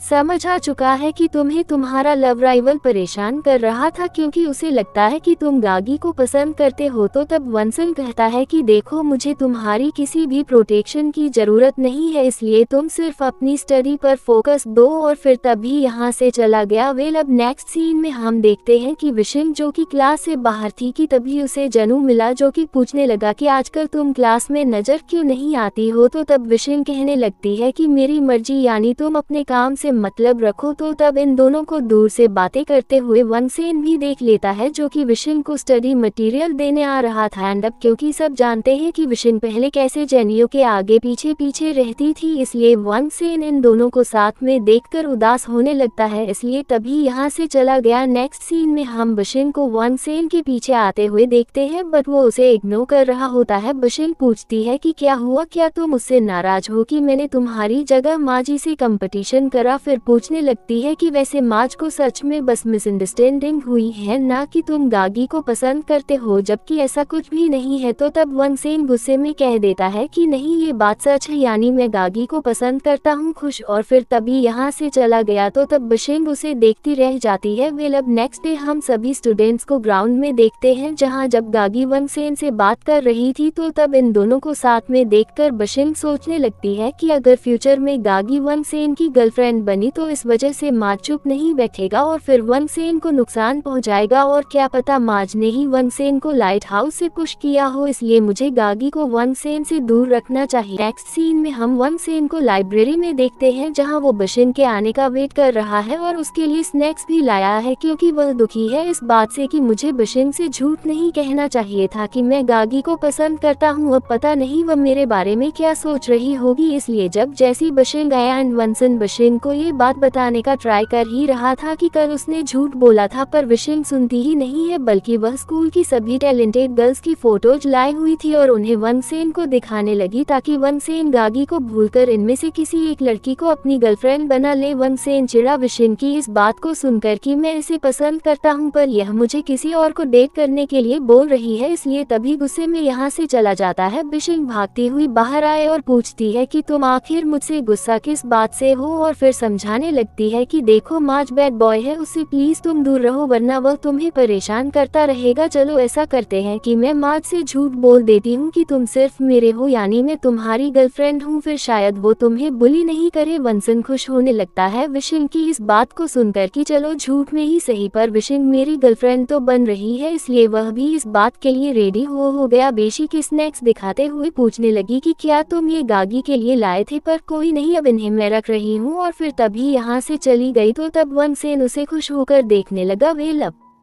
नेक्स्ट डे हम देखते हैं कि गागी की तबीयत बिल्कुल ठीक नहीं है, यानी कि वो अपना फीवर चेक कर रही थी, पर टीचर मिंग अपनी बेटी पर बिल्कुल ध्यान देते ही नहीं, बल्कि बोले कि जल्दी करो स्कूल के लिए तुम लेट हो जाओगी, और फिर तभी किसी से कॉल पर बात करते हुए यहाँ से चले गए। तो तब गागी को काफी बुरा लगता है कि कैसे उसके डैड उसकी बिल्कुल फिक्र नहीं करते हैं, और वहीं दूसरी तरफ वनसन डिम्पलिंग्स लेकर विशिंग के आने का वेट कर रहा था ताकि दोनों साथ में स्कूल जा सके कि तभी टीचर मिंग आए और पूछने लगे कि तुम यहाँ क्या कर रहे हो, क्या तुम्हें स्कूल नहीं जाना है। तो तब वनसेन कहता है कि आप जाए, मैं किसी का वेट कर रहा हूँ, और फिर आने जाने वाले लड़कों को देखकर खुद भी उनकी तरह खुद को स्टाइल करने की कोशिश करने लगता है ताकि विशिंग के सामने अच्छा दिख सके। और फिर काफी वेट करने के बाद जब फाइनली विशिंग आई तो तब उसे देखकर वो बहुत ही ज्यादा खुश हो गया एंड विशिंग को डिम्पलिंग्स देने लगा। विशिंग वनसेन को थैंक्स करती है, लेकिन तभी वनसेन को एक दूसरी लड़की से इंट्रोड्यूस कराने लगी। एक्चुअली विशिंग अभी भी इस कोशिश में लगी हुई है कि वनसेन गागी को भूलकर किसी और लड़की को पसंद करने लगे, पर वनसेन फिर से चिढ़ जाता है कि विशिंग मुझे क्यों बार बार दूसरी लड़कियों के क्लोज जाने के लिए बोल रही है, इसलिए वह चिढ़कर गुस्से में यहाँ से चला जाता है। वेल अब नेक्स्ट सीन में विशिंग वनसेन के पास आए और सॉरी करने लगी, ये पूछते हुए कि क्या तुम मुझसे अभी भी नाराज हो। तो ये सुन अब इससे पहले कि वनसेन कुछ बोल पाता कि तभी फिर से कुछ गर्ल्स यहाँ आ जाती है वनसेन से फ्रेंडशिप करने के लिए, एंड इन्हें भी विशिंग नहीं बुलाया था, इसलिए फिलहाल विशिंग उन सभी से यहाँ से जाने का बोलने लगी। वनसेन जो कि अब और ज्यादा छिड़ चुका था वह बोलता है कि अगर तुम्हें स्टडी नहीं करनी तो फिर दोबारा मुझसे पढ़ाने के लिए मत बोलना, और फिर तभी वह यहाँ से चला गया। फिर अब हम रात का सीन देखते हैं कि वनसेन ने पहले अपना काम पूरा करा, फिर वह विशिंग की फिक्र में उसके लिए स्टडी प्लान रेडी करने लगता है, लेकिन कहीं ना कहीं परेशान भी था ये सोच कर कि मुझे विशिंग से इतने रूड वे में बात नहीं करनी चाहिए थी। वेल अब हम नेक्स्ट डे देखते हैं कि कैसे सेक्शन ए के स्टूडेंट्स परेशान है क्योंकि किसी ने इनकी क्लास की विंडोज को तोड़ दिया है, और सभी का शक चाओ पर आ रहा था क्योंकि किसी एक स्टूडेंट ने कल रात चाओ को स्कूल के बाहर देखा था, जबकि चाओ बोल भी रहा था कि मैंने ये काम नहीं करा, पर कोई भी उसकी बात पर बिलीव नहीं करता। कि तभी विशिंग चाओ के सपोर्ट में आए और बोली कि तुम ऐसे ही किसी पर भी इल्जाम नहीं लगा सकते हो, यानी जब मेरा दोस्त मना कर रहा है तो उसने इस काम को नहीं करा है। कि तभी वनसेन भी यहाँ आ जाता है, जिससे भी शिंग कहने लगती है कि तुम तो चाओ को अच्छे से जानते हो ना कि वह ऐसा नहीं कर सकता है, इसलिए अपने क्लासमेट्स को ये बात समझाओ। तो तब वनसन कहता है कि मेरे कुछ भी कहने पर सच प्रूफ नहीं होगा। कि तभी एक स्टूडेंट पूछने लगा कि अब हम स्टडी कैसे करेंगे क्योंकि सब जगह कांच ही कांच है। तो तब शिंग कहने लगती है कि तुम हमारी क्लास से अपनी क्लास एक्सचेंज कर लो जब तक ये प्रूफ नहीं हो जाता कि यह सब चाओ ने नहीं करा है, पर बस कोई भी चाओ को इन्वेस्टिगेशन से पहले ब्लेम नहीं करेगा। तो ये सुन वो सभी मान गए और फिर विशिंग वनसेन से मुंह बनाती हुई यहाँ से चली गई क्योंकि उसने विशिंग का साथ नहीं दिया था। वेल अब नेक्स्ट सीन में हम देखते हैं कि कैसे विशिंग अपनी क्लास को क्लास एक्सचेंज करने के लिए मना रही है, पर कोई भी मान नहीं रहा था। चाओ विशिंग से बोला कि रहने दो, लेकिन विशिंग मानती नहीं और फिर सभी को समझाने लगी कि अगर कल तुम में से किसी पर इल्जाम लगाया जाता तो मैं तब भी अपनी क्लास का साथ देती क्योंकि हम सभी क्लासमेट्स हैं, इसलिए हमें एक दूसरे को सपोर्ट करना चाहिए। तो तब सबसे पहले जनू क्लास एक्सचेंज के लिए मानता है, फिर धीरे धीरे सब स्टूडेंट्स मारने लगे, पर बस टैगी चढ़ रही थी कि सब लोग कैसे विशिंग की बातों को फॉलो कर रहे हैं। वेल अब सेक्शन बी के स्टूडेंट सेक्शन ए की क्लास में आ जाते हैं, तो तब सेक्शन ए वाले सेक्शन बी में जाने लगे एंड जब वनसन जा रहा था तो दबी सिंह उससे कहती है कि अगर तुम मेरी स्टडी में हेल्प नहीं कराओगा तो इट्स ओके, मैं खुद से स्टडी करके भी टॉप 50 में अपनी जगह बना सकती हूँ। तो तब वनसन कुछ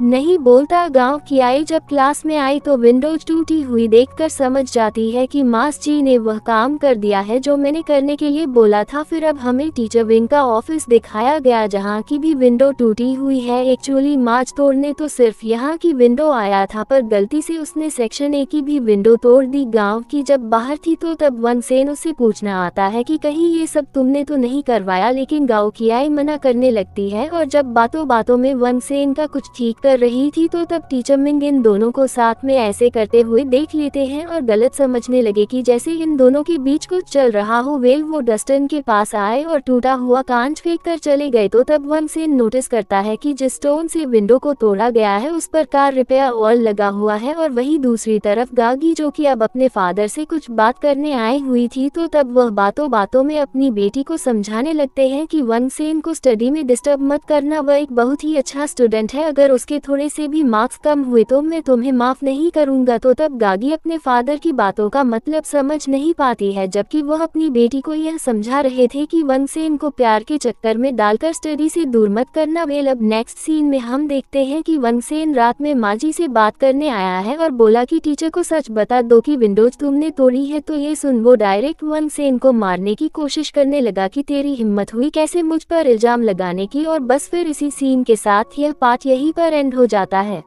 अभी तक हमने देखा कि वनसेन माजी से बात करने आता है और जब जैसी बोला कि मुझे पता है कि विंडोज तुमने ही तोड़ी थी इसलिए स्कूल आकर टीचर के सामने अपनी गलती एक्सेप्ट कर लो। तो ये सुन वो वनसेन को मारने की कोशिश करने लगा ये बोलकर कि क्या प्रूफ है कि विंडोज को मैंने ही तोड़ा था, क्या तुम्हें तुम्हारे पेरेंट्स ने यह नहीं सिखाया कि किसी पर भी इल्जाम नहीं लगाते हैं। तो तब वनसेन बताता है कि स्टोन्स पर जो कार ऑयल लगा हुआ था वह इसी रिपेयर शॉप का लग रहा है और फिर समझाने लगा कि अगर तुमने सभी के सामने आकर अपनी गलती को एक्सेप्ट नहीं करा तो इस वजह से मेरे फ्रेंड को स्कूल से सस्पेंड किया जा सकता है। तो तब मार्ज चुप हो जाता है एंड अब हमें दिखाया गया कि सच में मार्ज ही छुपकर स्कूल गया था एंड उसने ही विंडोज को तोड़ा था। प्रेजेंट में वनसेन कहता है कि मैंने तुम्हारा एलिफेंट टूथपेस्ट एक्सपेरिमेंट देखा था, वो मेरे से ज्यादा बेहतर था, यानी अगर हम कंपटीशन करते तो तुम्हारे मुझसे ज्यादा चांसेस थे जीतने के। और फिर मार्ज को पैसे देने लगता है कि प्लीज इन पैसों को ले लो और स्कूल आकर अपनी गलती एक्सेप्ट कर लो। कि तभी बशिंग भी यहाँ आ गई और वनसेन से पूछने लगी कि तुम भला यहाँ क्या कर रहे हो। और फिर मांजी से कहने लगी कि वनसेन मेरा है इसलिए तुम इसको नुकसान नहीं पहुँचा सकते हो। तो तमाजी समझ जाता है कि इसका मतलब वनसेन और इस लड़की के बीच कुछ चल रहा है। वेल वो वनसेन को पैसे वापस करता है और कहता है कि तुम फिक्र मत करो, मैं टीचर को सब सच बता दूंगा, जब गलती मैंने करी है तो मैं ही इसे ठीक करना चाहता हूँ। तो तब विशिंग और वनसेन दोनों यहाँ से जाने लगे। रास्ते में विशिंग वनसेन को डांटते हैं कि तुम नेक्स्ट टाइम कभी भी अकेले माजी से बात करने के लिए नहीं आओगे। और फिर कहने लगी कि मुझे तुम्हारा भेजा हुआ स्टडी प्लान मिल गया था। वनसेन खुश होता है और फिर कुछ चैप्टर्स के बारे में बताने लगा जो विशिंग को याद करने हैं, यानी कि एक तरह से दोनों अब खुश है, स्पेशली विशिंग ये देखकर कि वनसेन चाओ की हेल्प करा रहा है। वेल अब नेक्स्ट डे हमें इन दोनों को साथ में स्टडी करते हुए दिखाया गया जहां वनसन अब भी अपने और गागी के बारे में बताने का ट्राई कर रहा होता है कि तभी गागी यहाँ आए और विशिंग को वनसेन के साथ देखकर कहने लगी कि वनसेन का फ्री टाइम सिर्फ मेरा होता है। तो तब विशिंग एक्सप्लेन करने लगती है कि जैसे तुम सोच रही हो वैसे कुछ भी नहीं है, वनसेन तो सिर्फ मेरी स्टडी में हेल्प करा रहा है, पर हाँ मैं इसे प्रोटेक्ट भी किया करूंगी, तो तुम प्लीज माइंड मत करना। तो वही वनसेन भी हैरानी से गागी को देख रहा होता है कि इसने ऐसा क्यों कहा जैसे कि मेरी गर्लफ्रेंड हो। गाव की हस्ती है इन दोनों को परेशान करके और फिर तभी यहाँ से चली गई। वेल अब नेक्स्ट सीन में हम देखते हैं कि टैंकी परेशान हो रही है क्योंकि टूटी हुई विंडो से रेन वाटर अंदर आ रहा था, इसलिए वो विशिंग को काफी कुछ सुनाने लगी, जिस वजह से विशिंग अपना बैग लेकर टैंकी के पास आई और सीट एक्सचेंज कर लेती है। तो तब जैन को विशिंग की यह बातें पसंद आने लगी कि विशिंग अब पहले से कितनी ज्यादा चेंज हो चुकी है। फिर अब दिखाया जाता है कि विशिंग जब स्टडी कर रही थी तो तब जनू नॉन स्टॉप विशिंग को देखने लगा, यानी उसकी नजर विशिंग पर से हट ही नहीं रही थी, जैसे कि अब उसे विशिंग पसंद आने लगी है। विशिंग के एकदम चेंज हो जाने की वजह से इसका मतलब अब ड्रामा में स्टार्ट होगा लव ट्रायंगल। वेल अब नेक्स्ट सीन में हम माज को टीचर ऑफिस में देखते हैं जहां वह पैसे दे रहा है और अपनी गलती एक्सेप्ट कर रहा है कि मैंने ही विंडोज को तोड़ा था। तो तब टीचर हैरान हुए और उसे डांटने लगे कि कल तुम अपने पेरेंट्स को यहाँ लेकर आना, मैं उनसे पूछूंगा कि उन्होंने तुम्हें इतना बिगाड़ कैसे दिया। माज बताता है कि सब काम की वजह से दूर दूर रहते हैं, यानी किसी को भी मेरी फिक्र नहीं, मैं अकेला रहता हूँ। तो ये सुन टीचर मिंग हैरान हुए और पूछते हैं कि तुम काम क्या करते हो। तो तब वो बताने लगा, बस जो भी मिल जाए मैं वही कर लेता हूँ। टीचर मिंग को माजी के लिए बुरा लगने लगा, इसलिए उन्होंने माजी को उसके पैसे वापस करे एंड कहने लगे कि तुम्हें भी वही पनिशमेंट दी जाएगी जो यहाँ के स्टूडेंट्स को मिलती है, यानी तुम्हें क्लीनिंग करनी होगी इस शर्ट को पहनकर, क्योंकि तुम्हें इतना भी नहीं पता कि स्कूल में गंदे कपड़े पहनकर नहीं आते। माज पहले तो उस शर्ट को पहनने के लिए मान नहीं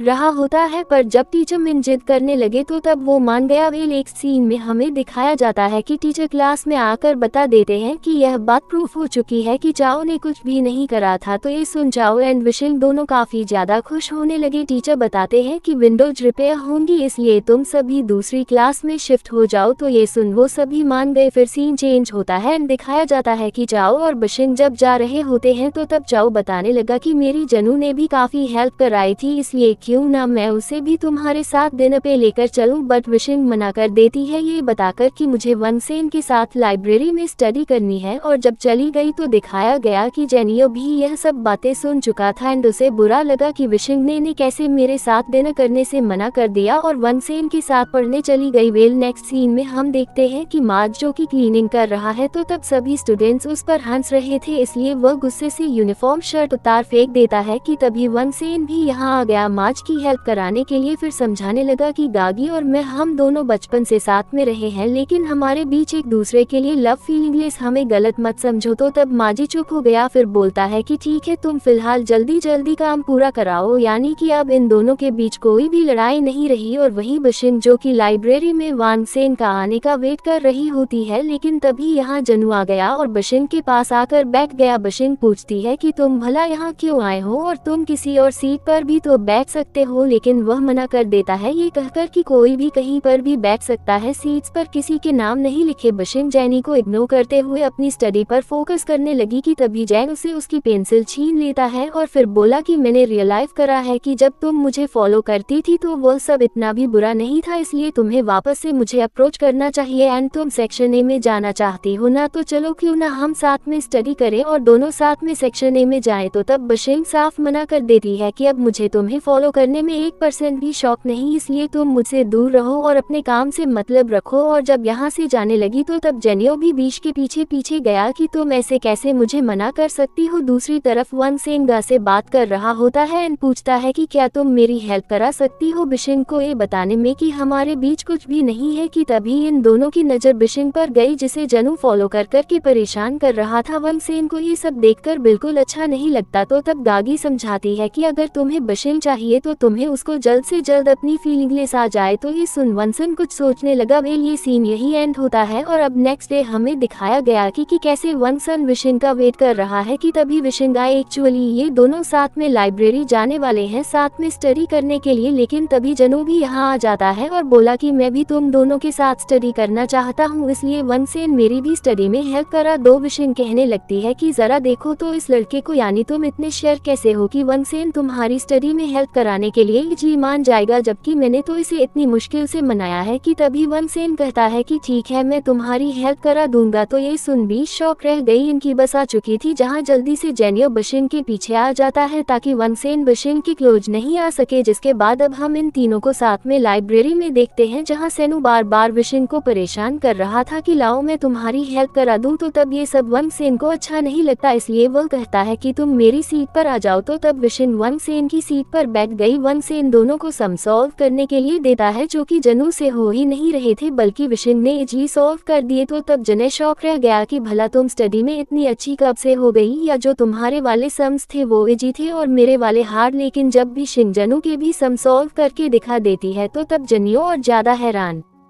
रह जाता है। वंसन बताता है कि मैंने विशिल का स्टडी प्लान रेडी कर रखा है, इसलिए अब उसे सब कुछ याद है, यानी कि सब फॉर्मूला। तो तब जनू चिढ़ गया एंड कहता है कि माना तुम स्टडी में अच्छे हो लेकिन बास्केटबॉल में मुझसे अच्छा कोई भी नहीं हो सकता। और फिर तभी वंगसेन को जबरदस्ती अपने साथ बाहर लेकर जा आने लगा बास्केटबॉल मैच के लिए। तो वही विशिल सामान पैक करने की वजह से अंदर ही रह गई, जिसके बाद अब हम इन दोनों को बाहर देखते हैं जहाँ जेनियो कहने लगता है कि यहाँ पर कोई भी बास्केटबॉल कोर्ट नहीं है, इसलिए क्यों ना हम साइकिलिंग करें। तो तब वंसन कहता है कि इससे अच्छा तो मैं बिशिल को अंदर जाके स्टडी ही करवा दूं। और जब जाने लगा कि तभी जेनियो उससे बोलता है कि बिशिल की लाइफ में सबसे पहले मैं आया था, इसलिए मेरा हक बनता है उसके क्लोज जाने का। तो ये सुन वंगसेन भी रुक जाता है और पूछने लगता है कि तुम इतने श्योर कैसे हो कि उसकी लाइफ में सबसे पहले तुम आए थे। तो ये सुन जेनियो चुप खड़ा रह गया, फिर बोलता है कि छोड़ो, पहले हम साइकिलिंग करते हैं, अब तुम यह मत कहना कि तुम्हें ये चलानी नहीं आती। वंगसेन बोलता है कि इसमें कौन सी बड़ी बात है, लेकिन जब जैसे ही वो साइकिल पर बैठा कि तभी बैलेंस ठीक नहीं होने की वजह से नीचे गिर जाता है। बिशिल तभी यहाँ भागती हुई आए और वंगसेन के लिए परेशान होने लगी। तो तब उसे देखकर वंगसेन और ज्यादा इंजर्ड होने की एक्टिंग करने लगता है। जेनियो बोलता है कि जरा देखो तो इसे कैसे एक्टिंग कर रहा है लड़की को देखकर। तो तब बिशिल ने जेनियो को डांटा एंड वंगसेन को बाइसाइकिल पर बिठाकर अपने साथ यहाँ से ले गई। फिर अब हम इन दोनों को बाइसाइकिल राइड एंजॉय करते हुए देखते हैं, जहाँ बिशिल कहने लगती है कि आज मौसम कितना अच्छा है, अगर तुम्हारे पैर पर चोट नहीं लगी होती तो हम वॉक करते। वंगसेन कहने लगता है कि वो तो हम अब भी कर सकते हैं, पर बिशिल मना कर देती है। फिर बस वंगसेन खुश होता गया क्योंकि उसे काफी ज्यादा अच्छा लग रहा था बिशिल के साथ बाइसाइकिल राइड एंजॉय करते हुए। वेल अब नेक्स्ट सीन में हम देखते हैं कि वंगसेन अपने घर आ चुका है, जहाँ बिशिल हैरान है कि तुम्हारे घर में इतनी सारी बुक्स क्यों है, क्या तुम इतनी सारी बुक्स पढ़ते हो। तो तब वंगसेन बताता है कि यह सब मेरी नहीं है बल्कि मेरे पेरेंट्स की भी है, जो कि बिजनेस की वजह से अफ्रीका में रहते हैं और मैं यहाँ अकेला रहता हूँ। तो यह सुन विशिल हैरान हुई। फिर जब वो वंगसेन के पैर पर मेडिसिन लगा रही थी तो तब वंगसेन ने फाइनली हिम्मत करके बता दिया कि मेरे और गागी के बीच ऐसा वैसा कुछ नहीं है जैसा कि तुम समझती हो, यानी वह सिर्फ मेरी अच्छी दोस्त है। तो तब भी सिन ज्यादा कुछ रिएक्ट नहीं करती है बल्कि बोलती है कि ओके। फिर वंगसेन की काफी पुरानी फोटो देखने लगी, ये पूछते हुए कि तुम्हें भी पहले बास्केटबॉल खेलना पसंद था। जेनियो को भी स्टार्टिंग से बास्केटबॉल खेलना पसंद रहा है, जब मैंने उसे देखकर पसंद करा था तो तब वह उस दिन बास्केटबॉल ही खेल रहा था। वंगसेन पूछने लगता है कि क्या तुम्हें वह सिर्फ इसलिए पसंद आया क्योंकि वह एक अच्छा बास्केटबॉल प्लेयर था। तो तब विशिल बताती है कि नहीं, बल्कि मैं जेनियो को इसलिए पसंद करती थी क्योंकि उसने काफी साल पहले मेरी जान बचाई थी और मेरी वजह से उसके हाथ पर चोट भी लगी थी। तो ये सुन वंगसेन उदास होने लगता है कि जैसे वंगसेन को भी इस बारे में कुछ पता है या विशिल किसी मिसअंडरस्टैंडिंग में है। वेल विशिल कहती है कि यह सब पुरानी बातें हैं, फिलहाल अब मुझे जनू में कोई इंटरेस्ट नहीं, यानी कि मैं उसे पसंद नहीं करती हूँ। और जब किचन में वंगसेन के लिए कुकिंग करने चली गई तो तब वंगसेन खुश होने लगता है ये जानकर कि विशिल अब जेनियो को पसंद नहीं करती है और फिर अपनी उसी पुरानी फोटो को देखने लगता है। और फिर एक दिन याद करता है एक्चुअली वंग ने बचपन से ही विशिल को लाइक करा है, यानी स्टार्टिंग से उसका क्रश विशिल पर रहा है। इसलिए जब एक दिन हिम्मत करने के बाद वो विशिल को फ्रेंडशिप बैंड और लेटर देने जा रहा था लेकिन दे नहीं पाया था क्योंकि विशिल वॉशरूम का पूछकर यहाँ से चली गई थी। इसका मतलब वंगसेन का लव सालों पुराना है, पर उसने कभी अपनी फीलिंगलेस मेंट में पता चलता है कि फ्रिज में कुछ भी नहीं है क्योंकि वंगसेन हमेशा बाहर खाना खाता है। तो तब विशिल बोलती है कि कोई नहीं, मैं तुम्हारे लिए नेक्स्ट टाइम कुकिंग कर दूं। वेल अब नेक्स्ट सीन में हम देखते हैं कि वंगसेन जब कन्वीनियंस